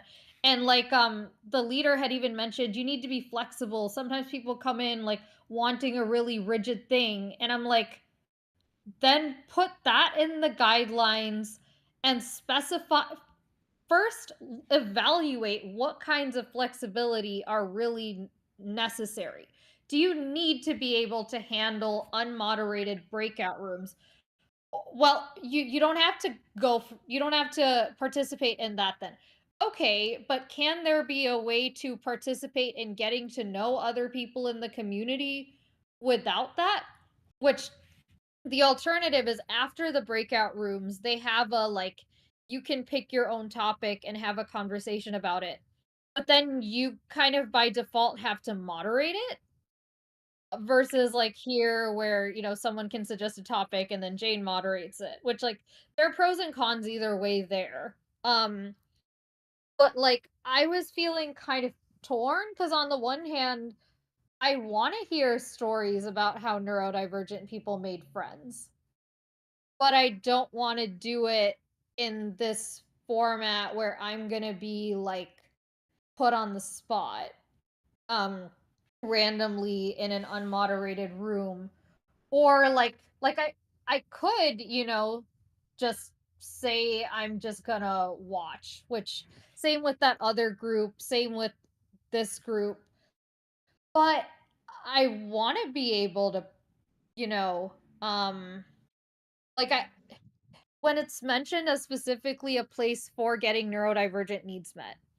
And my needs, they're not in the emergency realm. They're just in the like even if I'm completely healed, I don't think I'll ever be able to process certain experimental communication things, which are 90% of the neurodivergent support world, unfortunately. That's no, so that tracks. So okay, this is why I'm arguing that we need like a more like foundational model that's being proposed in spaces. So I'd say my foundational model is like we should be thinking about a three-dimensional space and probably at some point should be using like an like virtual space or at least a three-dimensional representation because we probably have impairments around navigating in three-dimensional spaces and the environments that we live in don't actually help our needs out. So then when we try to create a virtual space, we already have that problem compounded, if that's making sense. Like, so we should be crafting new metaphors that are from like a physical improvement. Like we actually need physical accommodations. And that's where I get a little frustrated where there's an understanding that people with like limb differences need those accommodations or like sensory like organs are different or impaired. They understand they need environmental changes, but they don't yet understand that about us. And these virtual spaces are extensions of the physical spaces that neurotypical people are already comfortable in. So that's probably why the testing is so chaotic right now, is that hasn't been plainly stated. And then a like proposal hasn't been made of what the physical space should look like for us, right? Like how we would want to like physically meet in a space or not, or go, so yeah, so that's part of the Right. And problem we in cannot my opinion. we cannot propose that ahead of time because that's our disability, is to know what spaces should look like. Right. Right. So we need to It's kind of yeah, we need to kind of if people wanted blind people while seeking help for being blind to give to paint them a picture of what help they need. yeah. Right? Yep. Like, well, I'm blind, I can't paint the picture. Yeah, exactly. That's not a fair ask. Yeah. I really appreciate that perspective. And about the physical space, I kind of have mixed feelings there because sometimes virtual spaces are a way around physical limitations. Like for example, Clubhouse is a social audio platform it got really popular with blind people because they don't need to like no one has access to nonverbal communication. No one has Yeah. to move around a space. People can if they want to, like the sim. And so that made it easier. And but I kind of get okay, Well, let me where argue. my Can I mind is argue going something? Can I argue something quickly about that? Really, I want to argue Super something. quickly, I'm gonna drop out of the call because I just have a headache. It's really just Oh. I gotta Okay. Yeah. Okay. I just want to argue something really quickly about that. So even with that, right? Like they have a somewhat shared experience of like adapting their brain to not having visual input or to having once had a visual input no longer. So their wiring in their brain has adapted to that. So they do have an experience of physical spaces, and probably they've been able to make that reflect their experience of moving in three-dimensional space to incorporate the details that they do use and not the ones they don't. So that's I'm sort of arguing for the same thing, that there's details that we do use and ones that we don't, that are a burden on our like cognition or on our ease of communication in in a Mhm. similar way that what they're doing. But it would be harder for us to pinpoint because it's a little less obvious, and it's a little harder for our brains to wrap around it because it's like a developmental thing rather than a sense organ that isn't inputting. Like we're intaking the information, but it's not being processed by our brain in a way that then creates the same environment that we don't experience the environment because of our brain's processing of it, not because of our inability to intake it in the first place. But we still are experiencing a different environment. And so like I like that example, but also just to like clarify what I'm saying there, that our needs reflect the processing difference, whereas their needs would still be like neurologically different, but because of the input being not present or altered. They like there's evidence that like blind people are still using visual input, like those regions of their brains, but to use sound. Mhm. So they have like a soundscape that is incorporating what normally would have Mhm. been neurons for visual information. So stuff like that. And then they would have a shared experience of that that I can't share. So it's important for them to make a virtual space that is somehow talking about that too, or respects that somehow. But it's hard to do because it's a little more abstract than what I think a human brain is super comfortable putting into words explicitly immediately. Mhm. Yeah. Um, that makes sense. And with the processing differences, with the neural plasticity and the compensating mechanisms are gonna be different for everyone, which Mhm. is why, like, Exactly. it's gonna be really hard to come up with a comprehensive kind of list. And I really like your framing of everyone's gonna need to play test, and we're gonna need to figure out what works for everyone. And I think that in the meantime, expanding people's awareness of, the kind of things that can be a lot for people. Like, for example, that autistic person who, like, any mention of a memory, like, paints a too vivid picture for her. That, Hmm. like I'm not gonna change how I talk. I mean, I did a little bit actually. I did, try to, figure out how to be less vivid with as I feel like that's less load on people in general now. Um, but I, like, didn't go to the extreme that I do with her with, when she's not around. Um, but I think that knowing that that kind of thing can be a thing can be helpful for when the next person says it's a lot.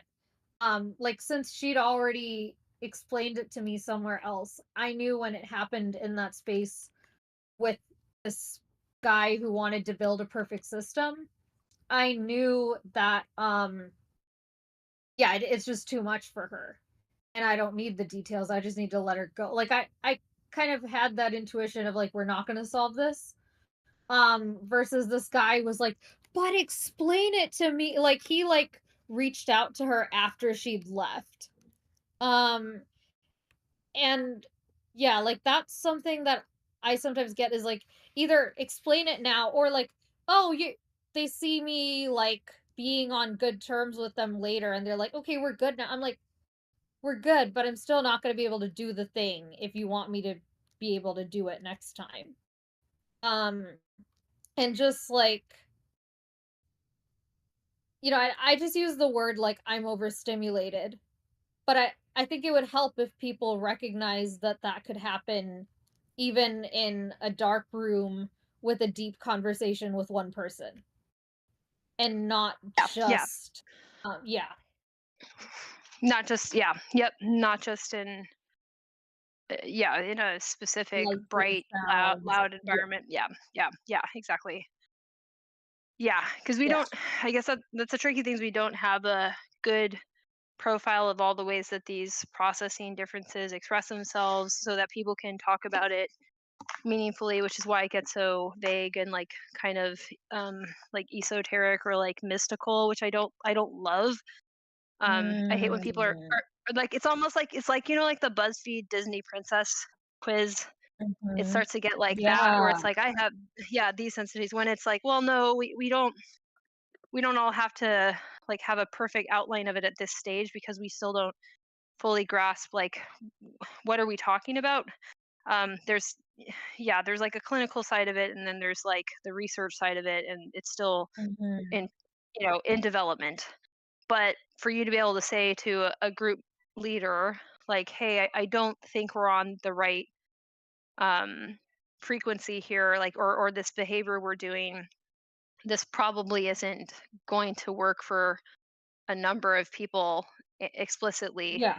That needs to be said. And it I guess there has to be like a non-accusational way, like they're intending to leave people out. Mhm. But I also, this is my Yeah. concern, is like these like neurodivergent friendly, the umbrella has to be so wide right now that I don't think it's Yeah. fair or realistic. And so like Mm. being able to branch out and have separate groups that address these specific needs would be helpful. So like, trying to think of a good Mhm. example. Like, I probably need to go to a space that can talk to me about the fact that I don't know how concerned I should be about like existential threats to the species, right? Like, I really don't know how concerned I should be. And Mhm. it definitely messes with me as a neurodivergent person because of the I way might my be able to brain help. thinks. That's Was actually that? I do have Go ahead. some training on that. Okay, like I'm not like the best at. Okay. So ideally, people who are like, sorry, I didn't want to like jump in there, but Nope. Please, just please, knowing please. If how you have these something, I don't conversations mind. go, um, people who are good now, since this is coming from the corporate world, like a lot of people use it in a very doing as arriving way, but I Yep. have seen people use it in a doing as building way too. Of kind of Hmm. doing like an analysis of like what are the risks here? How big are they? Now, like I know that this still is a thing, and I'm Yep. trying to work to get better at it. I'm Yeah. not Yeah. that great at it right now, but that I just wanted to put out there that that is something that exists.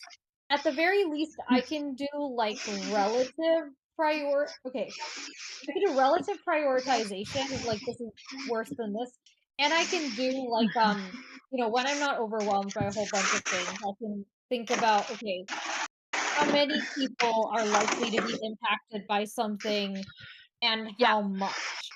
Yeah. Like for example, um there was this I told you about this social network where they were trying to bring in a bunch of neurodivergent people and there wasn't much content on there about neurodiversity, and what was like some ADHDers who were in denial. Um Okay. Yeah. so the risk the number of people it would impact would depend on like how fast they're growing. How successful are they at growing? Are they enough of Hmm. a shit show that, now I, like, burned that bridge and now the founder, like, won't listen to me. I do think, like, once I am able to articulate some of this stuff better, I might actually like, he's since sunset the startup, like, I really think he means well, and, like, I would like to, at some point, give him some kind of, "Sorry, I snapped at you, shit got weird, I perceive potential for bad things to happen. Here's a general idea of the kind of things I was thinking about. Like, maybe even this blog. I can't just bring on 1,000 neurodivergent people and ask how they like it. But yeah, where was I going with this? At the time, the fact that he wanted me to do that, I was like, okay, so the risk could affect 1,000 people in 1 week then.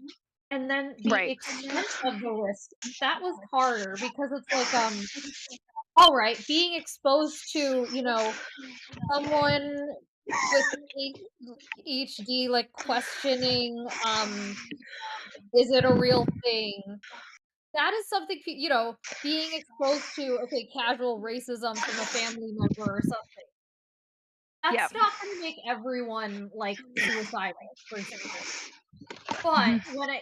it is a tough one knowing, like, the kinda like what Support was talking about, the, like, expecting a place to be safe and then, oh, even this quirky weirdo space, it's okay to be weird, but neurodivergence isn't real. They think their neurodivergence isn't real, and so neither is mine, because the only Yeah. way they can be okay is if they can convince themselves that ADHD is not a real thing. Um, how deprived of acceptance have how many of these people coming to these spaces been? Yep. And that's something like, more by observation. Like, for example, with this mentorship group, when I think of what's the actual impact, I feel like the people who would get all butthurt like I did, like most of them would leave unless it's their special interest to try to make spaces like that neuroaffirming, like what I'm doing. Um, versus the people who are sticking around, I feel like is a small group that really vibes and okay then.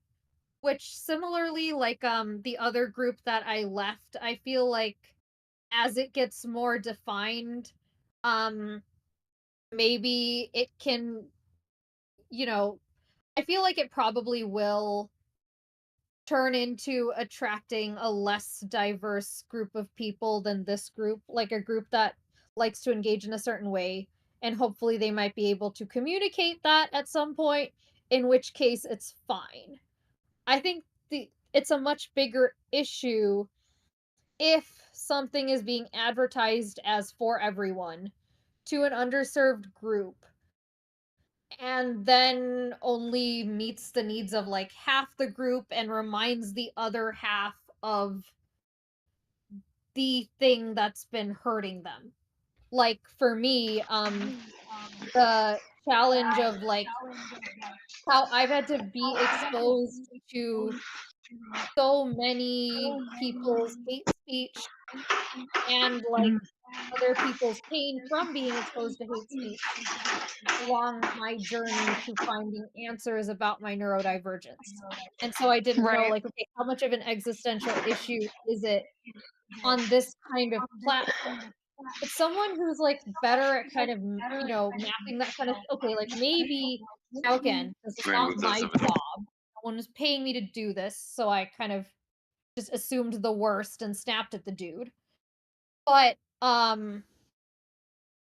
there might be maybe talking to some different people, talking to someone who knows about like later stages of startups, how do they tend to grow, what happens with the when it becomes an echo chamber, how big is the risk here really, um stuff like that. And then like there was the other startup I mentioned where the guy was a complete doing as arriving fraud. Um, People told me that his startup's just not going anywhere. He's got to pay people to host stuff. Don't worry about it. It's going to fizzle out anyway. And I'm like, okay, maybe a hand. Now, I did still feel bad because, like, maybe a handful of underserved people would get more hurt and then carry the idea that there's no help out there with them for years to come. But it's probably not going to be as big as Facebook someday. Um, Yeah. But yeah, oh my gosh, I would love a group like what you're talking about as well, actually. Yeah. Yeah. Also, and I want to note too, like on the road to trying to find a space, well, trying to find a group of people doing an activity that's actually helpful for quality of life. Like ultimately, that's what we're trying to do is improve like our Mhm. individual and collective quality of life. And Yeah. my concern is that like that is not in a good place for like on a species wide level. Yet we're learning Mhm. about our conditions. Yet clearly they still are booby trapped, right? So Mhm. I'm not looking forward to like hitting for me. It would like often be like misogyny too. It would be like the big one that I Mhm. would notice, but you will be noticing racism. I mean, I would too, but Yeah. not the same way you will. Yeah, Like I've my definitely run husband's into trying to more hand signal me. One misogyny second. than racism. Anyway, continue. At okay. At any rate, like the point of that being that like Mhm. that's not helpful, and it doesn't increase your trust that like the species you have to rely on the species to care enough about a non-intuitive condition. Like it's not Yeah. easy for our brains to understand neurodevelopmental differences. So if they Mhm. aren't even able to understand the basics, well then how how is this supposed to be Yeah. Yes. what you need? Exactly. Mhm. Yeah. I feel that. Yeah, that Um, light is broken.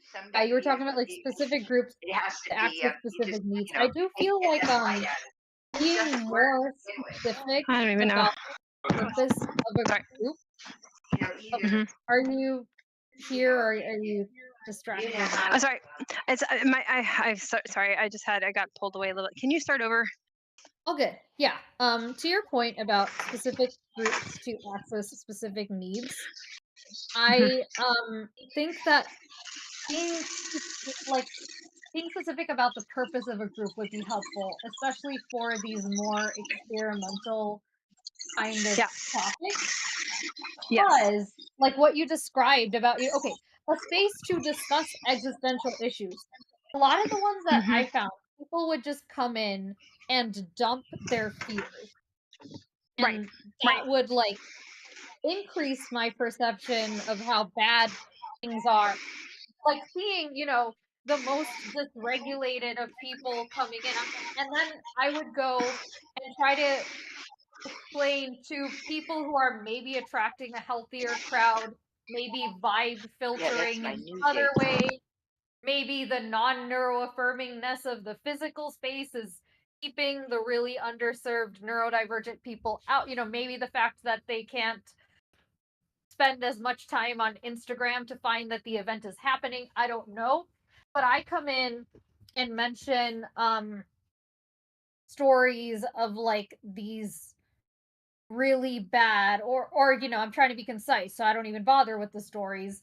Um like kind of trajectories, and then people might be like, "Oh, that sounds like they were really struggling. Sounds like they really need help." And I'm like, "But you're creating a space saying that we need more space to reflect or that we need to talk about existential issues." Yeah. And it's it's tough to like extrapolate how bad things are likely to get in another group. Um, Right. is kind of the non-neuro affirmingness gonna like Hmm. maybe keep out some of the people who could be hurt the most by a space? Yeah. Like Yeah. pull them in and then get them yelling at each other like Twitch. And so, Yeah. Exactly. It's so unhelpful. Our nervous systems are already in high alert. mhm, yeah, yeah, I would love to, even just for myself, get better at articulating purpose and type of conversation. Well, and like this is where, yeah. Okay, so in my space, I think it's a little bit easier because, um, let's see, I'm just looking at some stuff. I'm just looking at the chat too because I want to see if this bounces off what I was about to say. An aspect of neurodivergent friendly spaces would be the acceptance that neurodivergence is real. A small subset of people who are interested in questioning the presence and validity of neurodivergence will be directed to the appropriate yeah, exactly. Well, that for sure. But that's the problem is also like, um, we are used as a political topic when I'm like, no. Like, I don't care if the species is like, I don't know, doing whatever era our species has been in, we are saying we have existed because it's a developmental or even acquired if you have traumatic brain injury or whatever, or viruses can cause brain damage or brain differences if we that you Yeah. then will Yeah, COVID. adapt to. And right, exactly. So we don't know the extent of which we need these accommodations because we don't accept the extent to which brains actually are differing one from the other for reasons outside of our control as a species that will remain outside of our control as a species. And that's a problem when we have a species that is clinging so aggressively to belief systems that cannot even explain or accommodate that phenomenon or that reality or speak meaningfully about it. It's very, um, metaphysical bullshit. That we're still really into metaphysical bullshit, and we are a class of people where that is not going to work, and we kind of can't be in the species that's so enraptured with that, and we still are, and it's infuriating. So some of the discussions on the existential thing, I'm like, are we going to have the ability to get to care about ourselves now that we've had this epiphany that we exist, including people that don't have intellectual impairments or severe movement disorders where we can't take care of ourselves, and our basic bodily needs? We can take care of those needs, okay, and we still have these disabled complex conditions. So that's really hard when I really don't have any energy to convince my species of something so obvious. It's when it's really just the educational system has created that problem, and that's because of governments and power and the fact that we have money. So it's weird because I don't want to have to talk about that too much. I do talk about it, but I don't know how much of these groups will end up being like false promises that will have employment or be safer. What if systems start collapsing around us and we already know we have comorbid health concerns as well, like we have increased likelihood of stress related disease as well as other diseases that we don't fully understand why we have increased likelihood and occurrence of them. So we have a lot of we have a lot of knowledge to get us going, but not enough, and that knowledge may not be funded, the continuing studies, and we may have regressive governments start to hurt us directly. Yeah, I hear everything you're saying, and it can be hard to work on anything without thinking about all these other things. But if we drop all of this on people, like, this blog is not going to be like this stream because most people, like, if I didn't already have a lot of knowledge, this would take me like weeks to even process this one stream. And so, like, it would need to be like a breakdown, and so I'm thinking about, like, okay, what needs to be included versus not. Like, try to avoid leading people to, okay, one point that I wanted to make was that I see a lot of over solutioning based on people seeing like one piece as a puzzle. And so, like, I feel like some level of holistic awareness, like, okay, everyone's not going to know every kind of detail that can happen. But, like, one thing that I really don't like is a lot of neurodiversity 101 type things are like, well, these are the 3 defining traits of autism, and these are the 3 defining traits of ADHD, etc. Versus, like, I think what would actually be more helpful, now this is just my current line of thought, that might change, but I feel that like, oh, and then there are conditions that I know less about, like schizophrenia. So, but like knowing that in general, in addition to the sensory stuff, there's also cognitive stuff and emotional stuff, and like a couple levels down, and just know that people are going to be different in these ways. And if you want to have an unconventional socializing space, for example,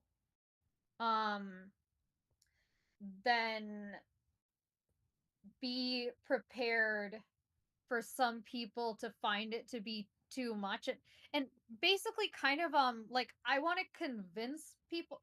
Okay, there was actually recently, I don't know if you made it to that, like, Socratic method for autism advocacy event I that had to miss that one. I wanted to go. I'm going to try to go as many as I can. That one I missed because of my work conflict. But did you get to go?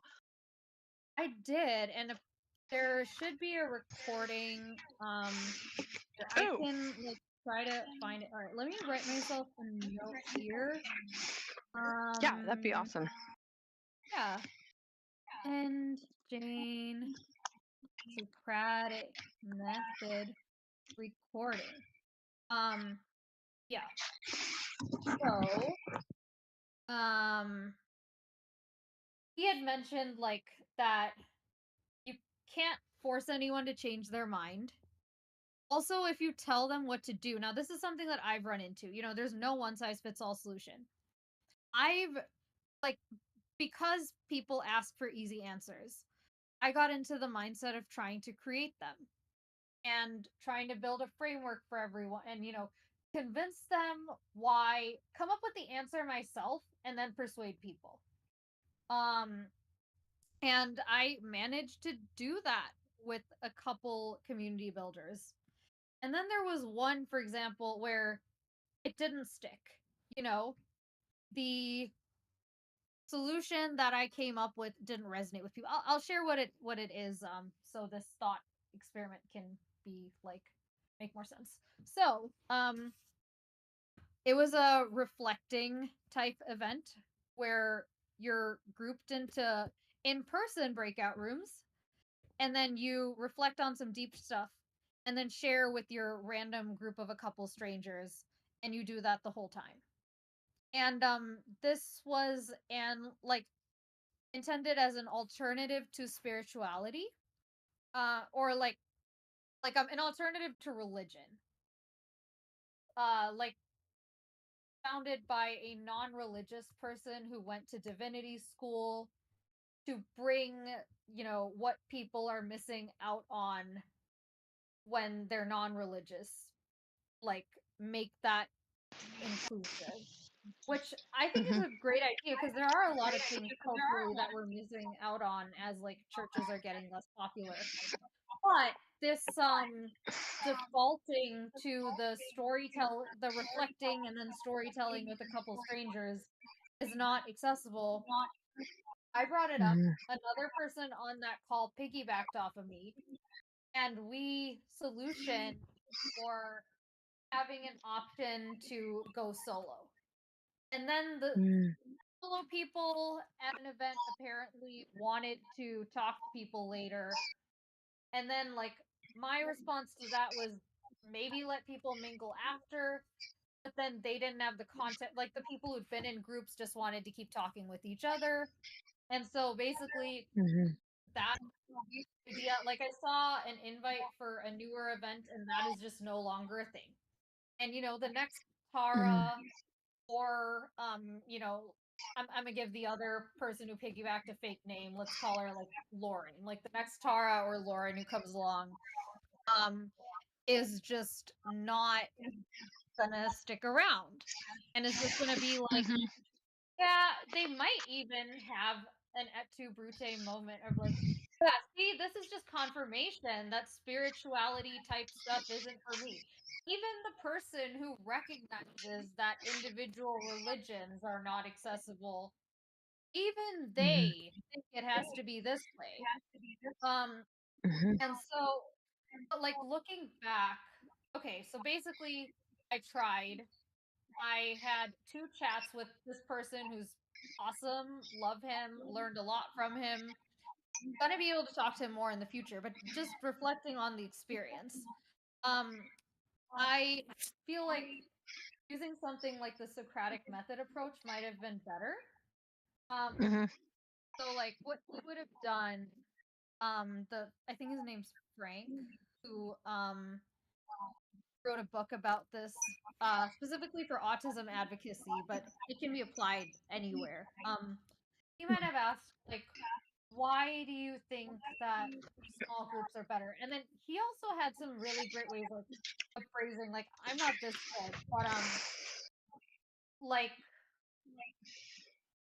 getting people to themselves go on a journey towards thinking about, like, okay, what about the people who that doesn't work for? Um, Mhm. and they might say something like the founder of the other autism group that I left, of like, oh, that's, you don't get there right away. You got to work your way towards it, with the very similar format retreat concept, which hearing that was pretty triggering for me, to be honest. Mhm. And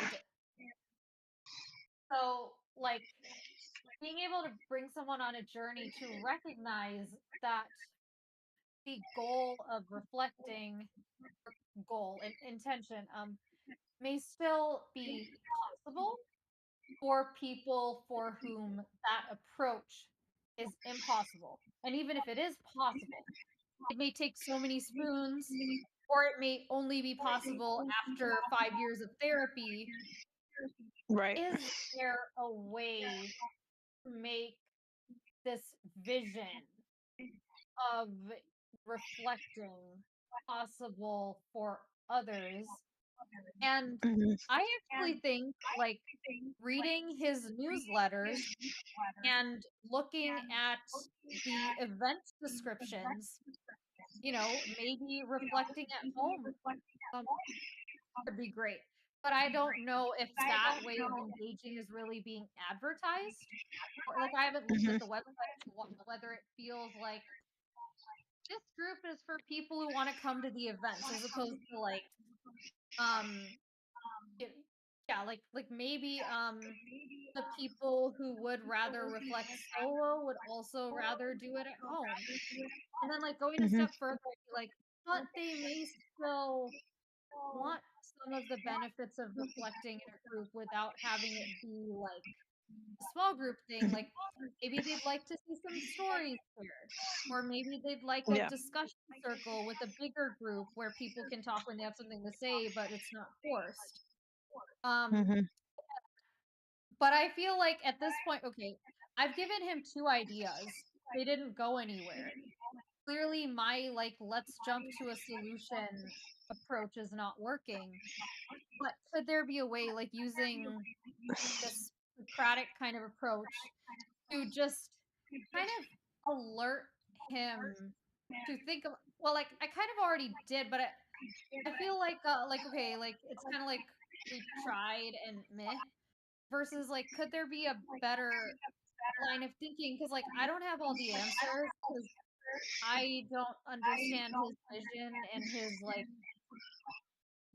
membership group as well as he does. And he doesn't have, like, my understanding of certain kinds of neurodivergence. Right. Um, and so, like, to kind of bridge that, I feel like we just need to, like, get people thinking about how certain things aren't accessible necessarily, but then don't assume something bigger isn't accessible. Like, don't assume socializing in general isn't accessible Yes. to autistic Yes. people. Right. I agree with this. It's the specifics that we haven't had a chance to like noodle with and do like this troubleshooting that I've talked about.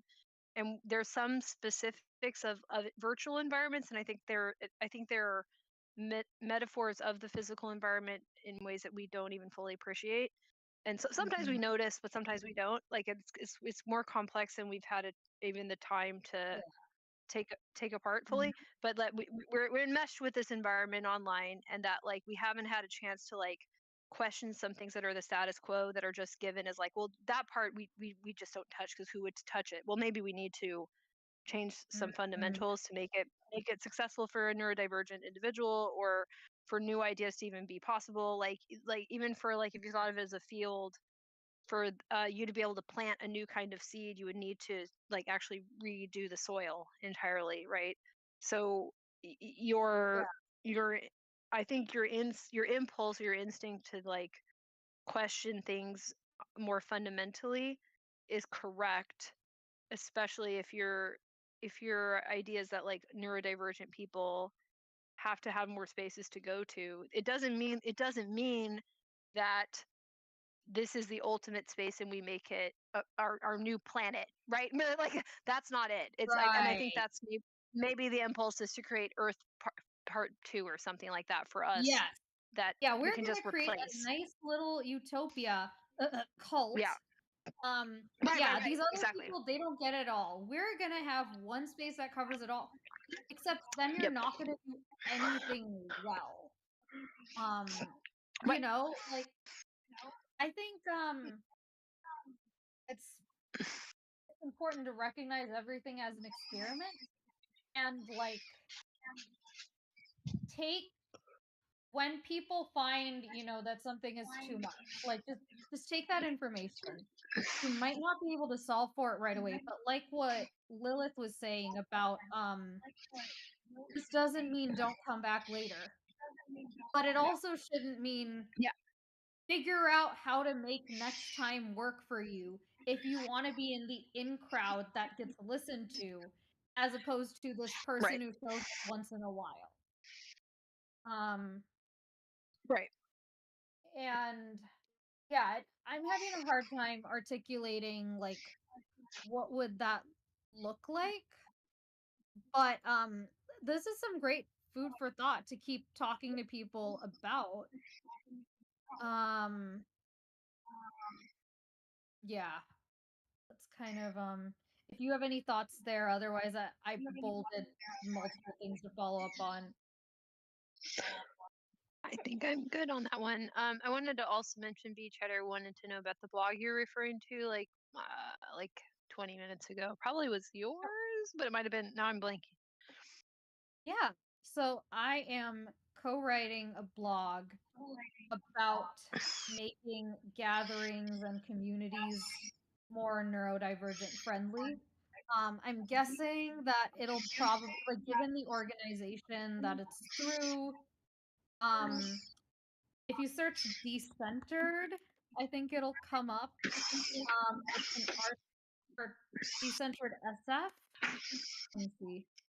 Yeah, if you search decentered SF, it comes up. It's decentered.org, which is an arts nonprofit in San Francisco. And so they like do in-person events, but one of the founders, Liz, she's really passionate about just building community and collective learning in general in San Francisco. And so she wants to make it easy for more people to do that. And yeah, she also said like if there are friends, who'd like, might be interested, like they can get involved too. Like Jane, if you wanna contribute to the I'm thinking about things, some ways to do it. What were you gonna say? I was thinking about that, how to contribute to it. Put some sweet little journal entries on it. Yeah. That's amazing. I could like add you. Do you use Messenger? Yes. Sweet. Okay. Yeah, I can add you to that and we can keep talking. And yeah, I want to like organize my thoughts too from like these kind of conversations. And like so I'm so what happened was like this idea kind of evolved and then I like my thinking on my own kind of evolved too, which is like what you're hearing now. Um and so like what I'm predicting is that we're probably going to put a first version out. And one thing that I would really value is and one reason I'm thinking so much about the awareness side is because it's not going to have all the answers. It's going to be kind of short and probably, to get people to read it.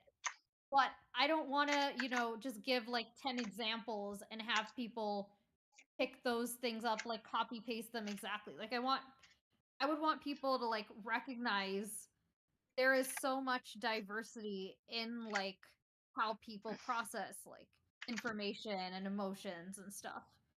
And then like at a high level, okay, but not like scare them off either. It'd be like, okay, here are some high level of categories of things to think about when solutioning, but not actually, I'm gonna write this down because I like this phrasing that's coming to my mind.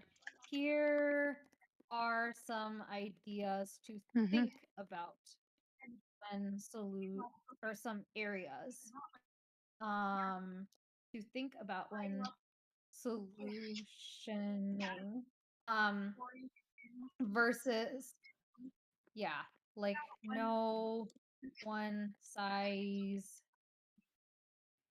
fits all solution, and actually something that I would love to do if anyone would hire me for it, just because I have a hard time bringing up enough energy to free labor, is like if they'd like help kind of thinking through that for their specific space. And so like that's another motivation for thinking through this kind of stuff.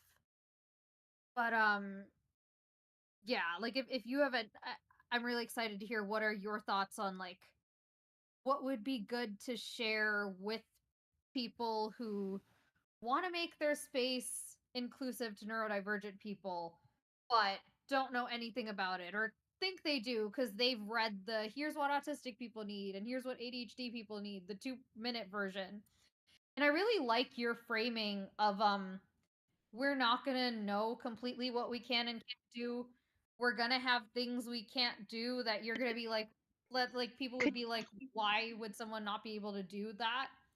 And so like there are some kind of food for thought. I don't know whether examples is a good idea. I mean a good framing or just like the kind of stuff that came up here. Like I do think there's gonna need to be some examples of like, okay, like context switching. All right, like here's an example of that. But that's not the only kind of example either. But just to get people thinking about like, oh, that can be hard for people. So then hopefully like they're probably not going to be able to extrapolate well beyond that, but maybe even to the point of like what you were saying, like at an extreme getting clinicians involved in like a mental health kind of setting. But I do feel like there's kind of an in between of if someone wants to make their chess club more neuroaffirming, I think maybe like there may be cases where like there may be people where the need and budget may fit an hour with me or anyone else who's interested, like for, $50 or $100, as opposed to like, okay, when you say clinician, also there are a lot of clinicians out there who, their rates start at like 150 And a lot of them don't understand neurodiversity, or think they understand it better than they do, or they understand one kind. Like, it is so hard to find someone who understands both ADHD and autism. And then if we want one person to inform, okay, here's the thing. Even if they have a clinical background, it's unlikely that they've done the kind of framing that we're doing of like, okay, recognizing that we have an autism space, but schizophrenics might walk into here. We're not going to be experts on schizophrenia, but in general, what kind of things do we need to consider? When do we need to help people get help? When do we need to let them do self-care? What are general types of self-care? Which like there are probably like now this is my biased perception, but there are like a handful of therapists who are talking about things on that level, and they usually have expensive courses to train other therapists. And a lot of them aren't patient, and like that's great.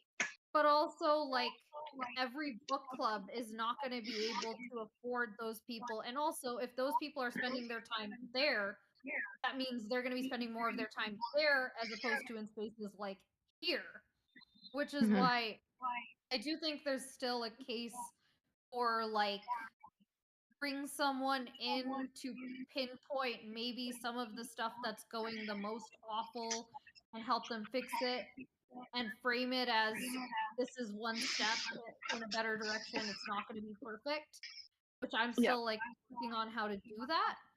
And how to do it responsibly. So like I still think there's a case for that. It's and that also the responsible. Can I add something there? The responsibly part is so challenging because we are going to it's a little bit unfair, but we're going to be interacting with this more than the general population will. And while we try to get our need disability and even like using our abilities intelligently, right? Like using the resources that we have, because we have to navigate a broader society. It is a lot to then also take on become literate in psychology, because you have to kind of navigate and bob and weave. So I think there needs to be some process of there needs to be some processing of that. It's just kind of unfair and it kind of sucks. And I just want to say that out loud. I don't think there's a solution around it. I think it just is what it is. But to be responsible in the face of that is sort of the right thing to do. Right. Yeah, absolutely. And I think recognizing, okay, I would like to focus on, now again, without having all the answers, just point out things like like room for feedback. Like the playtesting, the space to do that in the gathering itself. That's one piece. And I feel like the other piece is, like we've kind of alluded to this in different ways. Like Lilith brought it up about like not having it be like, okay, here's the one place to give feedback. It happens to be inaccessible AF. But yeah, come with your activist, performing artist level thoughts, and then maybe we can accommodate you next time a tiny bit better, and then do it all over again.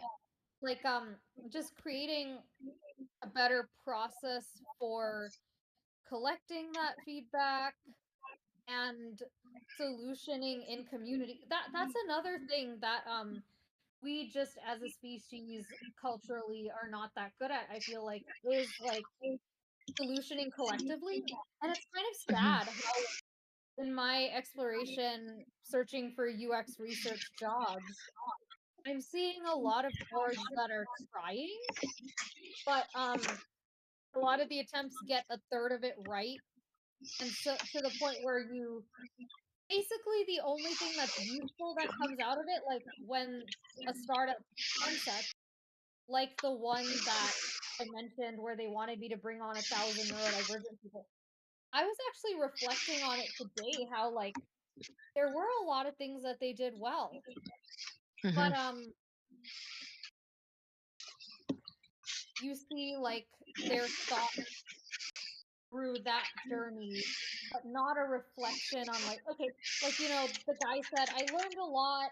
I'm sad that I have to stop doing this, but not like, okay, what did and didn't work along that research process. So I was actually thinking of writing a blog about my experience exploring this through several orgs. And actually there are, you know, a handful of experts who studied this kind of thing. Like I went to a talk recently through this org called Led by Community. Mm. There was a facilitator who brought up how like okay, Anna Maria Dorgo. I can put her name in the chat. She brought up how co-designing is tough. And there's a lot of emotions that come up. And like I can think of a lot of ways to make it more neuroaffirming and a lot of ways within that where it's a compromise, you know, you sacrifice something or the other, or at least that's the best that I can come up with. And I would love to have more dialogue around this. And I feel like okay, I noticed that this co-design kind of process, it comes up a lot in with groups that are building for marginalized or like underserved communities. Like a lot when they're serving for like low income populations, like location wise. And so I think that's a good thing that those folks are thinking about it. But Mhm. the thoughts on how to do it well, like you can talk to a bunch of experts and they'll bring up a bunch of different things. And like there's not a framework on how to do that really. I mean, there are a bunch, but they focus on a bunch of different things. There's not really. Maybe there is, and I haven't come across it yet. I would be more optimistic about that It's not. compared to like. Yeah, it's not very well organized to the degree at which, like, to the extent at which it's needed. It's not like set up for you to Yeah. have access to it. Yes. Yeah, exactly. So I would love to, you know, interview some people in that field and like, you know, okay, how do we like, yeah, what can go wrong in this collective solutioning? What something that happens a lot is that we think we've heard people when we haven't. Like, Mhm. for Yep. example, that mentorship group, they think they're inclusive of ADHD and autism and blah blah blah blah blah. And yet the people who like Gross? the way people engage, like okay, it's kind of like using the word neuronormative instead of neurotypical. Because like there can Mm. be neurodivergent people around, but they're acting super neurotypical. I feel like that group is acting super ADHD and Right. non-autistic ADHD, Mhm. which Mhm. to me, I don't have practice with that nearly as much as with neurotypical. I haven't play tested because I Yes. don't need to leave. Yes. And so where was I going with this? There were like so many threads.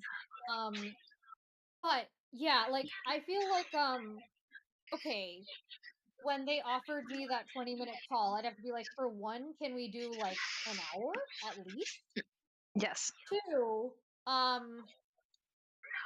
there are a bunch of things we'd need to think about. Like at this point, I never took them up on that call. I told them that I didn't have the screens at the time. Mhm. I feel like I would like to start with sending them this blog once it's, you know, a draft and be like, here's a lot to think about here. And it's tough because like the founder of that group is a neurodiversity support group runner and like trainer for nonprofits. He's Mhm. like learned what that field has to teach basically Right. without integrating it with other fields like UX research or like this Socratic approach. It was kind of built off of the org change um field, which a lot of the stuff in that field is just going to be super corporate and not Yep. applicable, but this person has sorted through that and come up with bits that he thinks are better. Right. And so it's like a lot of like piecing all of that together. Mm-hmm. And like I would like to kind of give people a map of here are all the general things, the high level things we need to think about. Right. Yep. To help them identify their gaps and then maybe some Mm-hmm. avenues to fill them. Like, okay, do you want to get better? Basically, what do you want to pay attention to? Do you want to pay attention to the feedback aspect or the like are you just really bad at creating good sensory environments? Like maybe it'd be good for you to focus on, does there have to be lights and sounds everywhere? Could we now Right. people like either or, you know, um, but like does the EDM concert also need to be the venue for your book club? Mm-hmm. Like there's a lot of mismatching of stuff like that in SF, which in theory it's like many things in one, a one-stop shop, something for everyone except peace and quiet. Right. And yeah, like Yep. Yep. Yep. Yep. Yeah. Yeah. I think also that think about this for a second. When we're looking for specific solutions as well, and there's like this implication that there, I guess we just have to get rid of the implication that there is a one-stop shop, even though I like the idea of like people going into one field and testing a lot and then coming and sharing what they say, but not expecting it to transfer directly over to other things very smoothly, because we may not fully understand. Again, we don't think we understand enough that like higher level problem yeah. of the higher level problems, but that's fine. Why should we like that's crazy to me. Like we barely had the capacity to talk about this 10 years ago, not Yeah. even really. So this is very new, and I like interdisciplinary conversations, and I like that people tried to troubleshoot in a specific field, but they also might need to like open it up to talking across fields that they normally, let me think of how to put this carefully, normally like we wouldn't interact with. So we should be pretty open to sharing ideas with people from all walks of life at this point, and there's reasons to want to do that also, that have to do with like who gets diagnosed and why, which is still has pretty gross disparities in it. A friend of mine got diagnosed recently with autism, and he's a teacher right now doing substitute teaching. He's like, well, maybe I just want to work with autistic Black boys. I'm like, yep, that's a good idea. Why the hell not? Yeah. But you see what I'm saying, where it's like, what would his insights be? They'd be really obviously critical to get as well. But he'd be troubleshooting as a teacher, potentially going into work with specializing with explicitly like some sort of after school program or something, right? That is working with spectrum Black boys, specifically boys who, yeah. So, and like that, these are ideas that we couldn't even have pursued. Like nobody could have pursued. And so we need to know that that people are doing those things, that neurodivergent people are being compelled to take their realms that they have interacted with, and trying to understand their own brain through that lens. And then we should ask them what they've noticed. So we should have a little bit more cross-pollination of ideas, I think, too.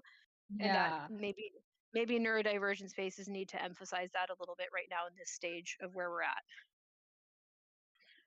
Yeah. Agreed. Like not siloing with it. I do see some spaces where it is happening, which is really great. Mhm. And yeah, the who gets diagnosed, it is really frustrating for me anytime I see like a kind of homogenous culture in neurodivergent spaces. Like for example, I like started exploring neurodiversity more in college, like the moment I had the freedom as an adult, basically. But I would end up Mhm. like with people telling me how privileged I am to have certain freedoms and like basically ended up feeling like I'm not going to get support. I'm going to be the one Yeah. giving support um and there's not anything for me. And then I like stumbled like I ran into the coach who I'm now working with through like um so I was exploring Twitter to like do some context building for this gig I was supposed to get getting 1,000 people to join this platform. Um Mhm. and then like in the process, I end up like in his spaces learning that I'm an autistic burnout and like that's been a really tough journey. Only getting access to that information after like building a community for neurodivergent people, which Yeah. like led me to a lot Yeah. of shame. And that community hasn't gone anywhere. I'm probably gonna sunset that to be able to focus on things like what we're talking about here because Mhm. and I know like in theory they're like learn by doing like play test, but I'm like I don't feel like I have a good foundation to play test. Yeah. And you know if I'm gonna bother, like if I ever want to build neurodivergent community, I'm gonna need to develop this kind of understanding. And I can either keep that to myself or I can put it out into the world, like Lilith was saying. Mhm. Um, and also, I kind of want to put it out there for people to know how hard it is. Because when I'm thinking about like some of my biggest regrets this year are like spaces where I didn't go or where I did go and I messed up the conversation because I was an anxious wreck trying to look like I'm a shit together community builder Mhm. because they don't know how complex this shit is. And I Yeah. feel like maybe I'd feel more confident if I'm able to go in with like, all right, I tried something complex as fuck. It did Yeah. not work out. But here's how fucking complex it is. Because I dealt with some cognitive dissonance early this year, um, or like mid to late this year, which Mhm. really had an impact on me and my mental health. With when like I would because I fell into community building because people had unmet needs. Mhm. Um, and then like a lot of people have some level of concept of that, but not how hard it is with a group of neurodivergent people, let alone neurodivergent entrepreneurs. And then I Sure. Yeah. Yeah. Yeah. Yeah. Yep. and then I have conversations with them where I learn something. Because like I don't have the information that they have about what works. And then I realize almost instantly that this isn't going to work for neurodivergent people. And I kind of ended up at this like maybe around September or so, I started applying to a bunch of jobs that wouldn't be a good fit for me because I've kind of internalized this idea that it's going to be nearly impossible to find something that's like actually a good fit for me because my experiences keep being how up until like early this year, I like was around a lot of actually toxic people. And then like the second half of this year has been like a Mhm. learning experience for me on what life is like around people who are relatively healthy but still just don't have this information. Um Mhm. and so I would have these experiences where it feels great, like I feel like we're getting somewhere. And then I Mhm. very fast see something that they're just not seeing. Um Yep.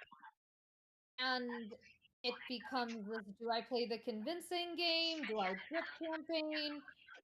Take a step back and figure out how I want to engage. Except I was in denial for a while and just kept engaging because I don't enjoy having to take a step back all the time and solve all the world's problems before I can come back and Mhm. engage again. That is a nightmare for Mhm. everyone, and Mhm. ADHD makes it like way, way harder because ideally, like the ideal environment for a lot of ADHD people would be where you can just like, all right, I mean, okay, the ideal environment for a lot of ADHD people who have not developed a good system for reflecting independently, which a lot of us haven't, Mhm. because a lot of Mhm. the things that are taught are an ADHD nightmare, and they're taught in a way that's an ADHD nightmare. And so, Right. what we're often comfortable with is when we can just talk at people for hours and have Mhm. them help make sense of our thoughts. But Yep. I recognize that there is like you're like one of the closest that Lilith, like this group, and also you have the patience to be willing to like dig into this stuff. But like other than that, and like even with you, you're not gonna know exactly what everything I'm saying means. Um Basically, like I kind of learned to be dependent on other people to explain to me what's happening. Yeah. And yeah, where was I going with this? Oh yeah, basically like dealing with all of this, I was just like, I am sick of being in Chicago where I have even less access to like these kind of learning. And um on top of that, I um yeah, so like, and I need money. So I'm gonna try to get a job in the Bay Area, even if it's not gonna be a good fit. And then I burnt out applying to way too many jobs because I was so discouraged that I just like dropped my bar. It's like when a woman just thinks all men are awful, and so Yeah. she dates someone awful rather than holding out. Mhm. Mhm. Um, Mhm. and I missed out on some really great stuff because of putting my energy in that kind of direction. Um, and so This is also understandable. Can I just add on to that? Like yeah. the current situation is weird. Because the fight. I was just watching. Like, let me back up a little bit. I was just watching a video the other day, and it's a woman, and she's married and has a kid right now too that's pretty young, but she got her master's degree in like I want to say 2017. Mhm, And it's something related to environmental sciences, and she still hasn't mhm. gotten a job in Oh her field. man. But she's neurodivergent, and she's autistic. She's autistic. Let me back that Mhm, up. She's autistic, mhm, and mhm, we do have problems with being underemployed and having a lot of mhm, minimum wage stuff and not fitting into the traditional timelines, and then getting punished mhm, for not fitting to. So she was mhm. mentioning if she goes into the field, she'll be out of date and too old. I'm like, oh, this too old shit. Can we not? Um, Yep. so that's also part of it, is that we need to insist that the timeline of our lives is still being compared to a neurotypical person, and it's just highly inappropriate. And Yeah, guess what? I studied yeah, software yeah. engineering and then had to take a break to learn a bunch about psychology to not end up dead. Yeah. Yep. And I think that your instinct there isn't being rewarded socially, but your instinct was not only sound but very rational and important. But the value of it isn't going to be acknowledged maybe by our culture directly. It will be acknowledged. It will be acknowledged in indirect ways. I need to state that, because the things that I pursued get acknowledged at the very least in indirect ways all the time. And then occasionally somebody will acknowledge it more directly. But the rewards in society are money. The reward in society is supposed to be money, and people are still in a big pile of cognitive dissonance that system really pans out, and that you will be rewarded with money for the intelligent decisions that you made. So just I want to make sure that you don't take on too much responsibility to correct for a society that's fucking ridiculous. Because I don't think any of us navigate it perfectly. You've done some really good things with your personal way of navigating it too, that I think will pan out in the long run. But for now, it doesn't have to all work out in the end. It doesn't have to be perfect according to some society standards, but that you didn't make a mistake, that you are in an environment that is not accommodating our learning style at all. Thank you. Yeah, I appreciate that. And yeah, about your point about being acknowledged in indirect ways. I find that pretty disorienting when I'm able to hold my own sometimes with the leading experts in the world at certain things. And yet, when I'm trying to prove my chops in an interview, oh, but you don't have this other skill. Yeah, guess what? I had a non-traditional path. And that's why I have been trying to build my own thing. But to do that to my bar, to do it responsibly and not do as arriving tomorrow, it might take time. Yep. And at this point, I might be willing to take data entry, gig work, or something in the meantime, something that's not going to drain my energy too much. But I would want to make very visible my exploration on the side of this is my thing, this is my real thing.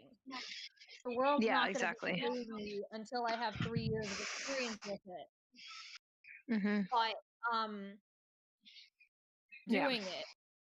And also come talk to me about that, and not about my employability with the pigeonhole you're already in. Come talk, and then maybe if you like what I say, pay me $500 to translate it to what you're doing. Right.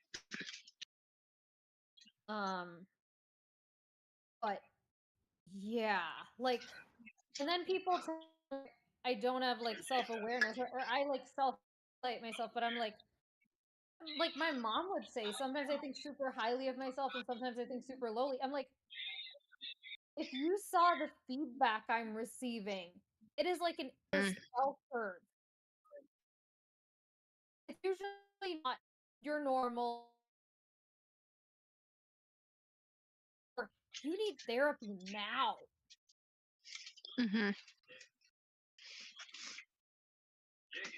Yeah, we have it's really difficult. I think the feedback we need is from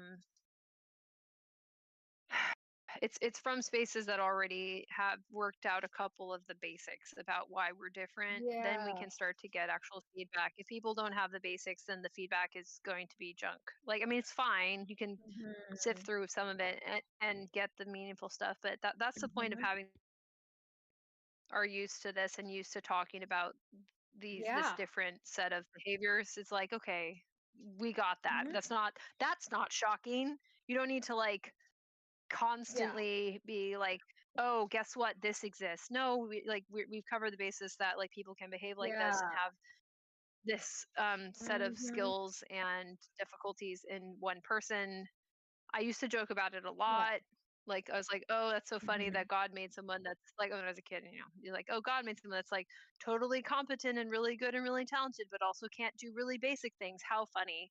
What a good, ironic, Mhm. tragic, comedic Mhm. clown that I am."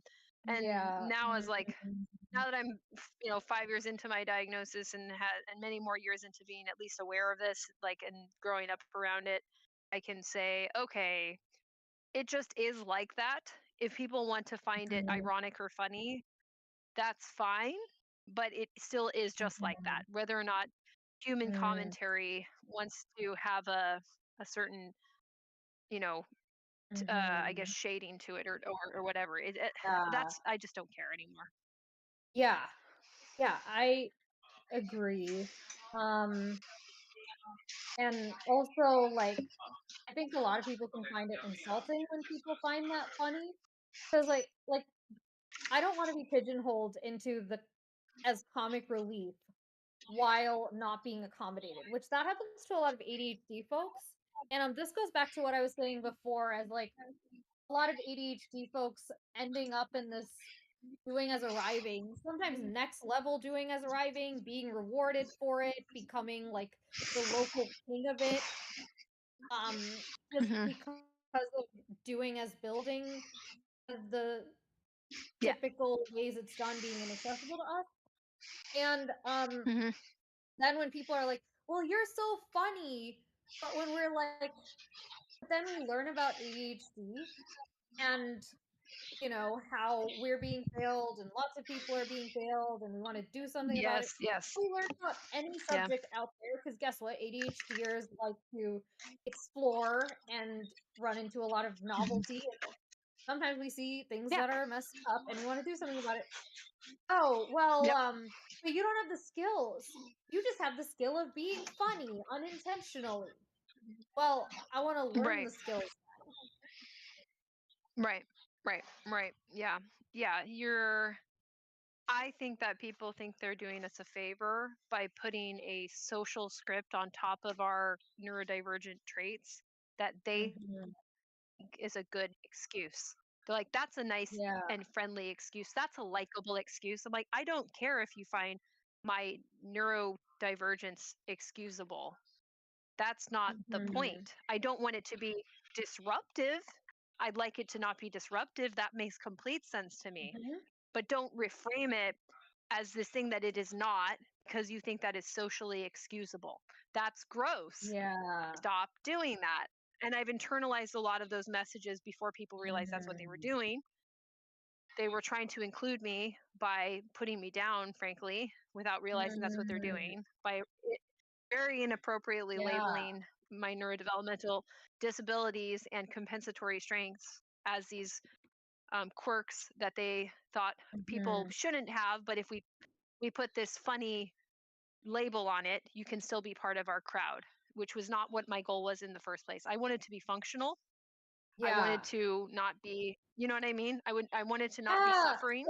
Oh yeah, it's okay if you're not structured. Like for example, you know, like even in this group now, I know like no one meant to like put me down or anything, and I didn't bother addressing it because there were like a bajillion other things to address. But Yeah. yeah, like the day before hopping on this call, I like basically had a bunch of reflections coming to me about the last couple years and just like trying to make sense of stuff, and that's like very intense in itself. And like I didn't know, like if this is happening today and like if we're gonna do this topic or like if I now again, this is not an expectation on you, but just something I'm saying that like if I had known, I wouldn't have, been in that place a minute before hopping on, and I wouldn't be so scattered right now. Mm-hmm. And then when people tell me things like, it's okay to be scattered, that's just who you are. I'm like, but I know this isn't the best I can be. Right. I know this Right. isn't Right. the least draining this can be for me. And I know this Yeah. isn't the most I can contribute to others. And Yep. I know this That isn't makes the sense to least me. draining I can be to others. And yeah, exactly. So I like that phrasing, because then it's like I don't always. Okay, let me start this carefully, because this is an important point. So I don't know how to support all of us, and I want to Mhm. support us around certain activities, and also make the troubleshooting thing happen I talked about, where we can test Mhm. things out, but we really don't know how to do that. So there's no like, you did it wrong and you're Yeah. bad and intentionally did it wrong. No, it's like, this is really interesting, thank you for sharing that. And then I'm like, okay, Mm. good. Okay, so that's another thing I can do to set you up and other people who are Mhm. similar up to more successfully make use of your Yeah. resources. Right. Yep. That makes complete Yeah. sense. Yep. And the fact that Yep. you had already thought through a lot before I got to the server, and I know that ever since I joined, either right before or when I was in autistic burnout. So like the hardest time to accommodate me. And when I joined before I knew it was a thing. And I've Hmm. gotten dysregulated, I've snapped, I've asked for a different accommodation probably 2/3 of the times I've showed up. Hmm. And the fact that you've tried means I'm still around and the server is more accessible now. Right. Versus like with this mentorship group, um, I feel like okay, I can get this 20-minute call once, but I feel like I have to think proactively about everything I might run into because I doubt the founder is going to be happy if he does the things I bring up.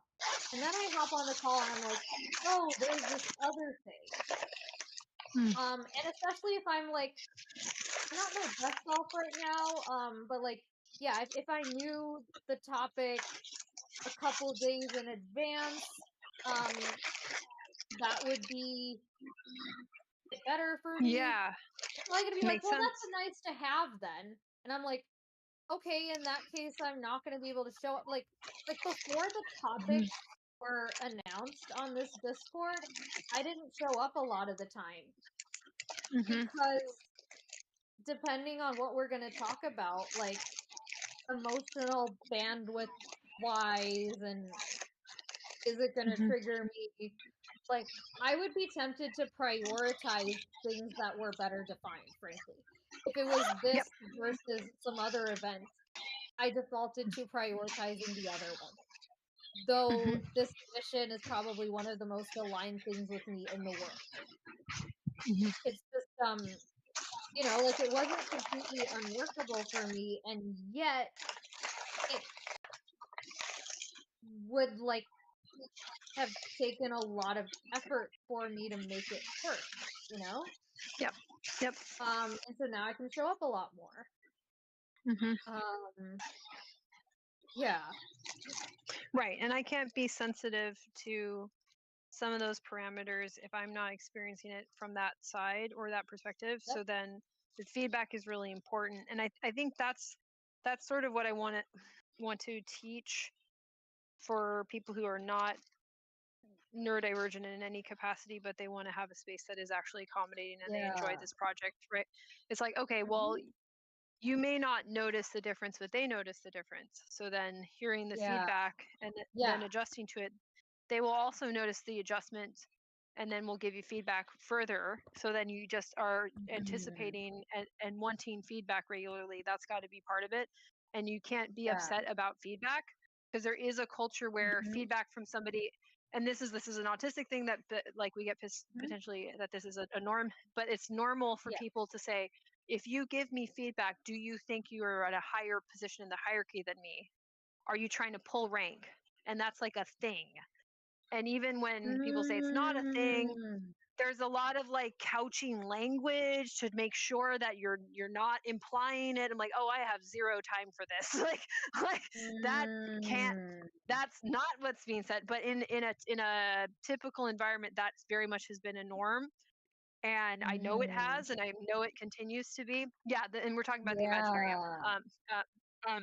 Yeah, so that continues to be a norm, and I think my project is like it's kind of like casually, chugging along. It's something that I don't know Mhm. what this will be in the future, but it's based Yeah. on some sound ideas and properties, and Yeah. I want those properties to continue to be worked on, whether or not this specific space that it's being worked Yeah. on continues or not. That's not really the Mhm. point. The point is Yeah. this is a process, Mhm. and there's going to be different stages for us to do these sorts of processes successfully than what we've been taught, Yeah.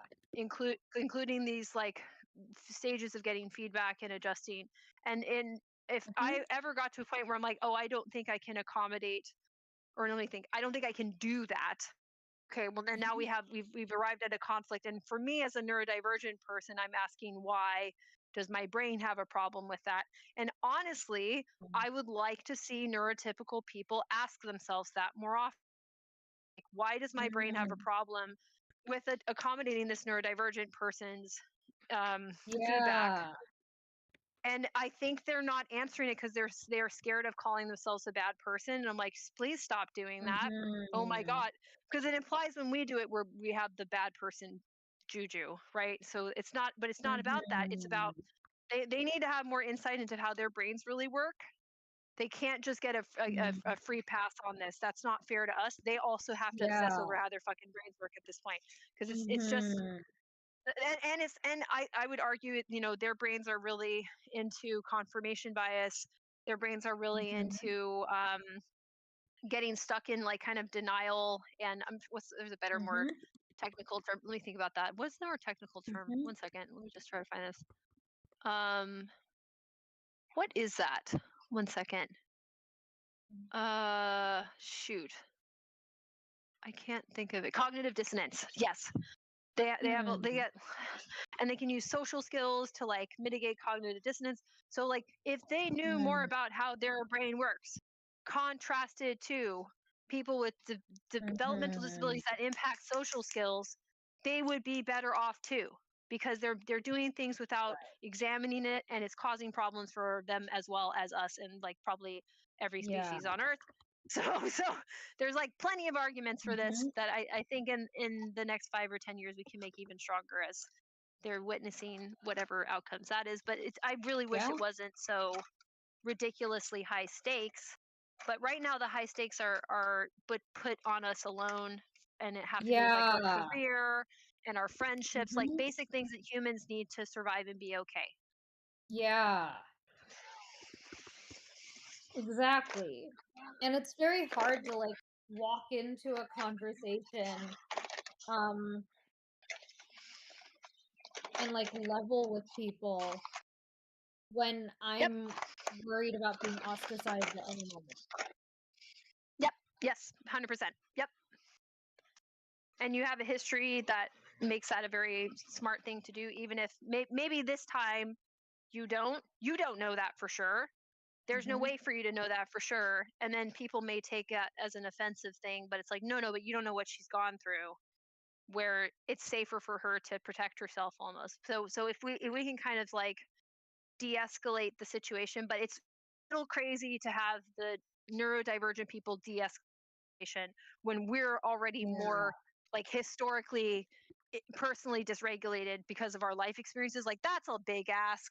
I'm doing it because I'm starting to Yeah. like get to be a more mature person, and my brain Yeah. is just like simmering down, but it still is a little bit freaking unfair, and Oh I do yeah. kind of, like say like, hey, neurotypical people, I know you got a lot on your plates. and you have really long Mhm. to-do lists because you can do more things, but can you please like slow it down for a second and take some interest in this, because it'll give you self insight as well as making it possible to see that there's some stuff that are not a big sacrifice for you that would make a big difference for inclusion. Yeah. Yeah. I think also highlighting how much emotional labor it is to de-escalate these situations. Yeah, yeah, Um, exactly. Yep. like someone might think that they're being open to feedback, but there's still the dilemma of like, how open? Yeah. Are they open to? Oh, this one person made it clear, 20 minutes, and I'm like, if you want to squeeze me into 20 minutes, fuck you, honestly. If you want to squeeze Right. me and all autistic people basically into 20 minutes, because Yeah. like that space is not affirming to autistic.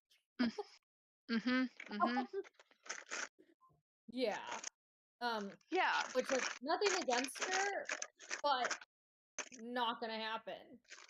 No, that's totally unrealistic. Like, yeah. And Yeah. then, you know, it might just come off like, I'm just impossible to accommodate. I'm just going through a lot. These other autistic people are sticking around. Guess what? Most of them are unemployed fresh grads who've never been able to find work, and their energy is Yeah. going towards vibing in that way. Yeah. Exactly. Yeah. Yeah, because I think that's the really good point too. Is like I try to do this with the space that I've set up, and if I'm more active, I'll be more consistent. That we have to have tangible, good life outcomes that are actually improving, and this has to be true for group facilitators if we're doing a peer support model, as well as the people in the group. And it can't be like you can co-regulate to an extent even as well, but it has to be in a really consensual way, a really transparent way, right? So we have to have like a transparency about like how we're doing without putting it on other people that's just it's not appropriate, but like the interventions are what we're here to test, right? We're not here to save each other by like, you know, being each other's life rafts. Nope. Like Yeah. we need interventions that will work in our individual lives and have you know application across different domains. And that's why I was saying earlier in the conversation, like interdisciplinary conversations would be really good to have, where somebody figured out their neurodivergency or their autism in this specific field, but how does that translate to anything else? Maybe it doesn't, maybe it does, we don't even know. But we're comparing notes. I like to think of it as a little bit of like show and tell, and like, you know, little amounts of like, I think this works but I'm not sure, what do you guys think? Yeah. Just, yeah. Yeah. But the space has to be moving towards like us being more functional, and that may mean we still always will need to talk to a therapist, or we still always need to address other health concerns actively. You know what I mean? We may have a lot on our plate. We may occasionally need to say this doesn't feel fair, because I don't think it is. Ultimately, I think it's really unfair. Sometimes I feel like I was promised a society that can't live up to it. Like people promised me a version of themselves that they can't live up to. And they did it because they did it because that would make them feel good about themselves, and I cannot provide for them an illusion that they succeeded, because they didn't. Now that being said, I'm not resentful, but that does hurt. That like it wasn't real. Yeah. Yes. But that's why we need real success in like having better quality of life and management of our personal suffering difficulties. And a lot of those are going to be shared along the axis of why we have our disabilities, and some of them will start to be more unique. But we are really at the very beginning of that, and our species in general has like mixed feelings about how much it gives a shit. And that's hard. That also feels bad. Yeah, and a lot of That people think it's yeah. impossible. And Yep. honestly, I've even fallen into that line of thought sometimes. Like Mhm. how passionate I am about the neurodiversity cause will vary from day to day, and sometimes I have fallen Yep. into the is the but you're the court jester actually the Mm. best we can do, and should we just be paying that quirky artist person to be a quirky dysregulated artist and Right. not, you know, not like is it a fool's errand to try to evaluate what it would take to help us be functional? But Yeah. like I Yeah. know, there are examples of people who have managed to be functional. Mhm. But then trying to figure out how to make that happen on a mass scale, Mhm. uh, like, Yeah. Nope. Yep. Yep.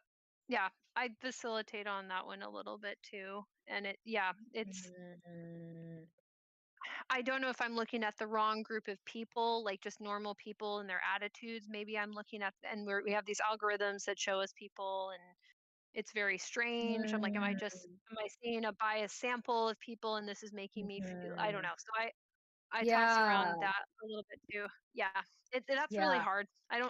I'm working on that this year. Mhm, I am starting like a therapist who's they're mhm, ADHD and their husband's autistic, and they have kids that are mhm, neurodivergent too, but are like mhm, probably somewhere in our realm where they're going to need support from their parents, but are able to have jobs and careers and friends and stuff mhm, and relationships. So I like that her mhm. personal background makes sense and she has like good clinical experience, right? So I'm going to try that out. New thing. I haven't tried that Ooh, before. Yeah. what? So I'm Do you excited. mind me asking what kind of therapy? Yeah. So so she's so it's just like like psychotherapy, like, or it's going to be Okay. so the modalities, let me give you the modalities actually. So acceptance and commitment therapy, which I have always wanted to try, so Ooh. ACT. Yeah. A very tiny splattering of some cognitive behavioral therapy, but she was saying, which I Mm, have also read and agree with, that a lot of it doesn't work for autistic people, but some mhm. of the reframing done appropriately can be very helpful. I like that. So I liked what she was saying about Yeah. that. So a little bit of Mhm, very selectively like mhm, applied CBT. And then mhm. what was the other one? One more modality that I can't recall. I'll ask her. I have an appointment this week, my first one. I forget the Okay, other, but yeah, she uses a cool. blend of three modalities, and it sounds really interesting. So yeah, Mhm, so like more traditional um therapy, and it's gonna be nice, I think. So, mhm, but tossing that in there to say that like a lot of what I'm going to ask her is probably that, where is that line? How do I figure out what that line should look like for me? And how do I not get too disturbed by it when we do need to rely on other people kind of getting with the program to address our needs, and not mm, not in a very superficial way, but in a more profound way where I've talked about some things that are more radical where I'm like, I think we need literal environmental, like, mhm. construction like level Yeah. changes, but even Mhm, something more conservative, but still mhm. very impactful things, not just like we want to change our attitudes towards autism, like, or neurodivergency. I'm like, that's not Mhm. very fucking Yeah. helpful, if I'm being honest. Mhm. Like, your attitudes are not great, but I guarantee you your attitude is not the panacea. That's Yeah, wow. I Yeah. agree with that, and at the same time,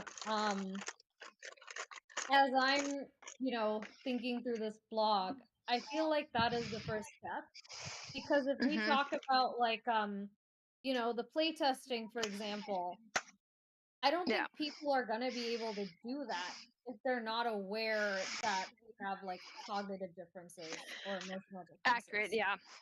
Yeah. Yeah. No, this is fair. This is fair. Yeah. So, I sometimes am like trying to drag people like to look at the thing. I'm like, stop doing that. Come here, look at this. And it's a little, I get frustrated. yeah, like, sometimes their language system, it's gonna take, like, a bunch of jumps to get to that point. Yep. Yep. Yep. Yep. Um, Which is all worthwhile, but still, yeah, I think it's okay to have some dark nights of the soul with this whole Yeah. situation. Yeah. Hmm. Um, Oh, but yeah, okay, I do we've want got to like, I do think it's a problem when people feel like awareness is like the complete solution. And I think that Mhm. part of that is coming from the model of like the basically because in most organizations, unless they're like a mega corp with too much power usually and money, um it's not going to make sense for them to hire a designated neurodiversity person, which was kind of like my response when you were talking about clinicians. I'm like, in theory, but then we're going to have to get like a quarter of the population to be clinicians if, Yeah. you know, every 4-person organization is going to need to hire one. And so Right. it becomes like consultant types who do a one size fits all course, which is all they can do because they don't understand the context. And then people Mhm. walk away thinking they understand more than they do. Yep. And Yep. so I'm thinking about how to frame things in a way where people aren't scared off and feeling like it's futile, which like I Mhm. felt that way myself, but Mhm. also but that it's gonna be okay, here, let me write this down actually. Want people to see that there's a lot to consider, but not feel like it's futile. Mhm. But learn to have a thoughtful approach to personalizing to their or like customizing Mhm. to their situation and recognize that they can't, you know, that they're not gonna see everything they're not seeing if Yep. they just get the neurodiversity briefer once. Like Mhm. they need to continue, and I know that this just sounds like a hire me and pay me lots of money, but like I Mhm. really do feel like they need to continuously Yep. um perspectives from people who are familiar with patterns in kind of missing. Um, which there's not really like a defined profession there. And also just because of how hard it is to make money doing anything in the neurodiversity space. A lot Yep. of people are like, you know, not even as far along as we are with trying to understand this stuff, and they're hired Yep. to do like a lot more. Okay, like the Oh founder yeah. of that mentorship platform, for example. Okay, so like for basically her whole career, besides like a job she took to like pay the bills while starting this company, but you know, not a job where she ever wanted to get a promotion or build a career. You know, it's not like you with like hip hop where you want like that to be like a Mhm. thing for you like long term. Mhm. Um Yep. she college started running neurodiversity support groups for other college students who don't know how, you know, what feels good then might not actually be helpful in their 30s necessarily. Um, Yes. and then she's building this app, and then like she did trainings for like companies, learned what to say, really well. learned like the state of the art really well, but not like I feel like I'm like a shock to her system, and one that she Yeah. thinks is involved in a 20-minute call. Yeah. Yeah. Wow. Yeah, that's an wow. It's really frustrating that a lot of people in the field are kind of sheltered by being in the field. Yes. Like Matthew is an exception because he had like a 15-year tech career before across various professions. You're an Yeah. exception, like because everything you've done with hip hop and ballet. Um, but a lot of people like um like let's say for example, if you never tried to make money off of any of these other things and they were just your Yep. form of self-expression and you found a Mhm. way to be paid to talk about neurodiversity and make money that way, then you might not have like the same exposure to how hard it can be like to build a path into other areas. Mhm. And like to give this person credit, she's building a platform for people to find those mentors who have figured that out. Yeah. And yet, like, and you can just talk with those people directly without going to the community calls. But then she was saying that, like, a lot of people find mentors through vibing on the community calls. Mhm. Because, yeah, I don't want to have to talk to a bunch of neurodivergent people who've had a rough journey and are gonna, tell me I'm being unrealistic and, get dysregulated by my needs and etc. Yeah. Yeah. You don't. Oh boy. You don't want to get in the way of somebody's dream that may be, I will say, Oh yeah. slightly ill conceived, to put it like gently. But I think some of these some of the okay, there is a trend going on currently to give a Mm. shit about us, but I don't know what happens Mhm. on the other side when that's made harder, because I do think there's going to be external pressures that we're put more on the back burner again, even though people will have this Mhm. knowledge and people will need more assistance while we have circumstances that are going to impact neurodivergent people disproportionately. So there's going to be lots of issues. So Mhm. the problems that we currently have, trying to troubleshoot them but not get to the root of it, like what you were kind of alluding to. If somebody Mhm. troubleshoots your college experience in a very, that's a very fine sliver of Right. the population having a very Yep. specific experience, not the brain itself. Like I'd rather know, Mm. what about the things that are less, let me think about this. The things that are stable traits, that the environment is less the issue. The environment is an issue Mm. because it has these traits. And if the environment has Y traits and you have X traits, you have a fucking problem. That's what I want to know about. I want to know about the Y and the X. Not necessarily the concrete. I want to get a little more abstract and generalizable, because we're going to need that.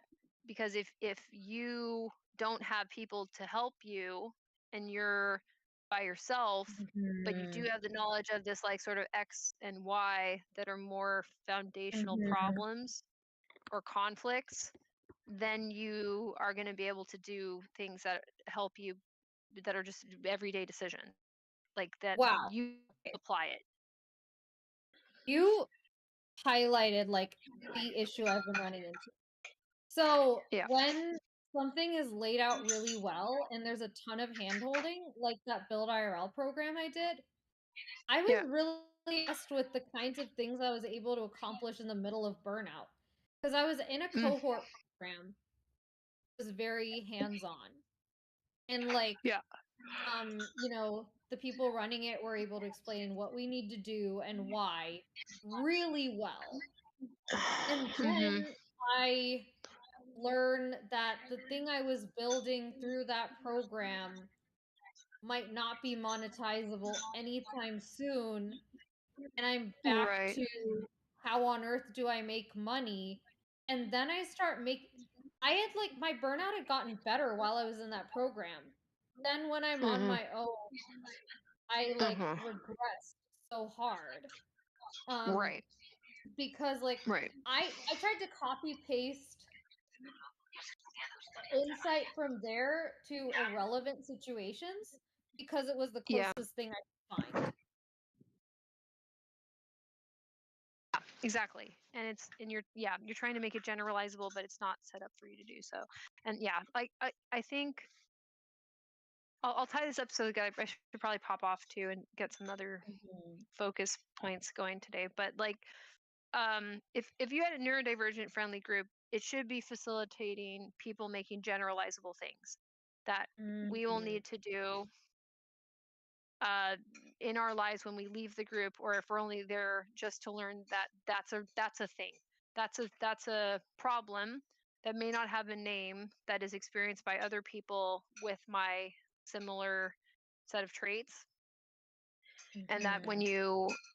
you start to document it, you have insights on it. Just like let's say somebody has like a sleeping disorder, they want you to document it so you have insights on it, because you just move Mhm. on from it, especially if something is painful or creating problems for you. You Yeah. have a harder time fixating on or fixing parts of it that you need to immediately disregard, because you need to Mhm. be the functional version of yourself. So the parts that are the times that are not Yeah. doing so well have to be disregarded in order to keep up with your peers or whatever. So we need Yeah. some acknowledgement that there must be time to process what we just witnessed or we just Yeah. observed, and that's just where we're at. That's where we're at if we're Mhm. talking neurodivergent.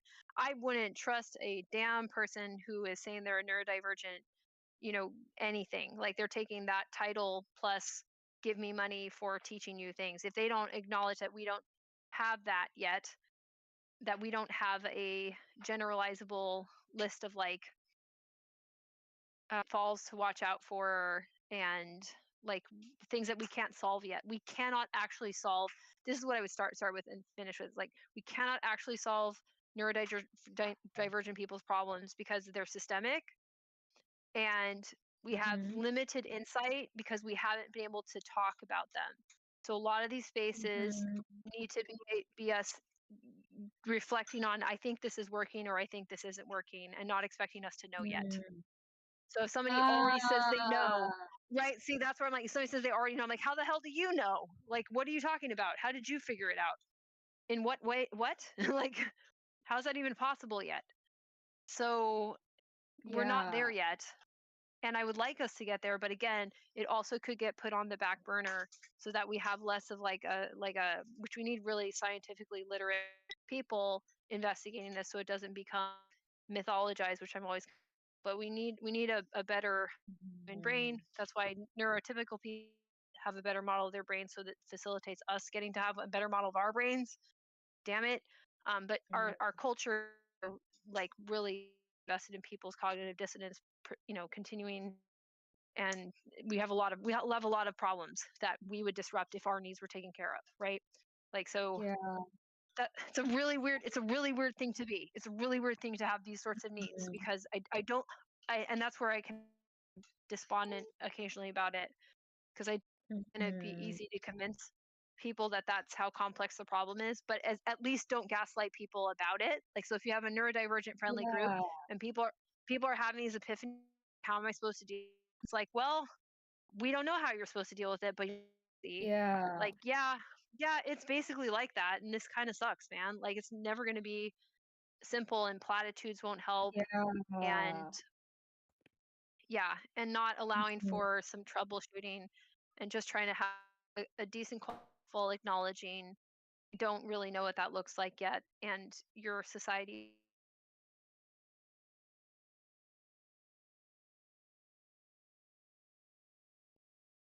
it's not. And sometimes it's okay for, I'm sad and I'm upset about that, because I thought society was better than that, because it claimed to be better than that, and I took it literally and it wasn't. Whoops. Mhm. Like yeah, Yeah. so yeah, those are kind of that went a little more sprawling than I intended, but the main thing is that you need to be able to like cover this sort of ground. Like this is the terrain that we need to allow for without it making us depressed or Yeah. feeling like we can't do anything. But that's sort of what we're up against and why there's no easy answers. Yeah. Mm-hmm. So if we ever feel like, why isn't my life better? Like, well, because this is ridiculous. Like, this is a lot. But that doesn't mean we shouldn't give up. I mean, that doesn't mean we should give up, or that doesn't mean we shouldn't like continue to make efforts to know ourselves better and to understand what we can do in our personal, immediate surroundings. So we need to focus a little bit more on that. And a lot of these things are like, we're going to fix all work environments are going to be divergent friendly, which I think is hilariously impossible. Yeah. Yeah. Focus on what we can do in our immediate surroundings rather than And I would say even our immediate physical surroundings, because I that's my thing that I harp on is I think that's actually really significant. Yeah. I hear that.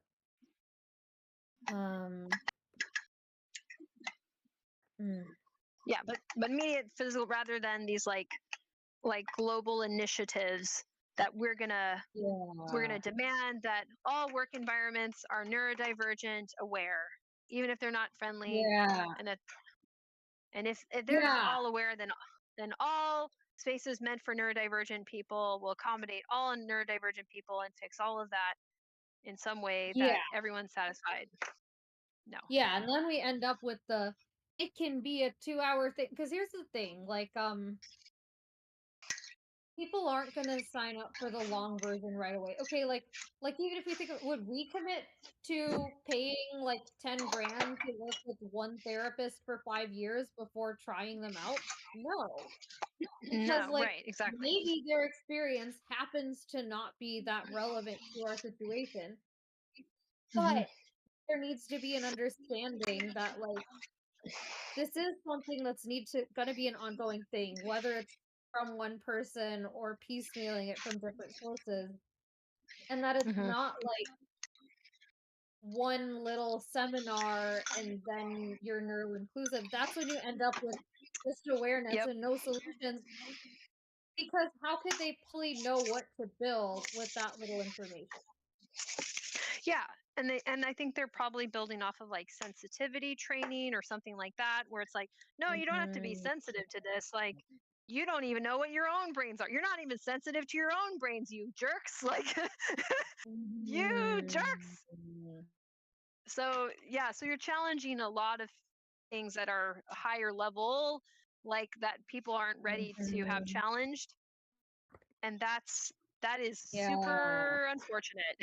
But that's why it's so hard to get our needs met, and that's why it's okay for us to be angry or hurt by society, because society by and large has made a lot of media, has said a lot of things that imply they are up to that, and they are not. So I want to see what they're actually what can they actually do, and I that's an interesting question. But for the neurodivergent people, they need to find out things they can incorporate into their immediate life to make it, because they are actively currently impaired. Yeah, for sure. We are 40 minutes over. We are now 58 minutes over. Okay, we'll probably wrap up now. Cool, but thank you so much. And I'll add you to the group chat, and I'll also like try to consolidate kind of some of the main points from here, like bring up with that group of like things to consider. Awesome. That sounds great. All right. This was great.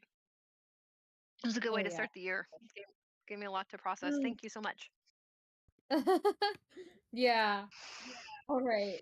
Yeah. Thank you so much for like sharing all of your perspectives. Like, I think that's some really great framing. Oh, good. I'm glad. I hope it's helpful. I hope it like ends up being built into other things that are also just like, I don't know. I just hope you keep finding useful things, and this is in some way a good asset in that process. Yeah. For sure. Okay. Great. All Bye. right. Bye.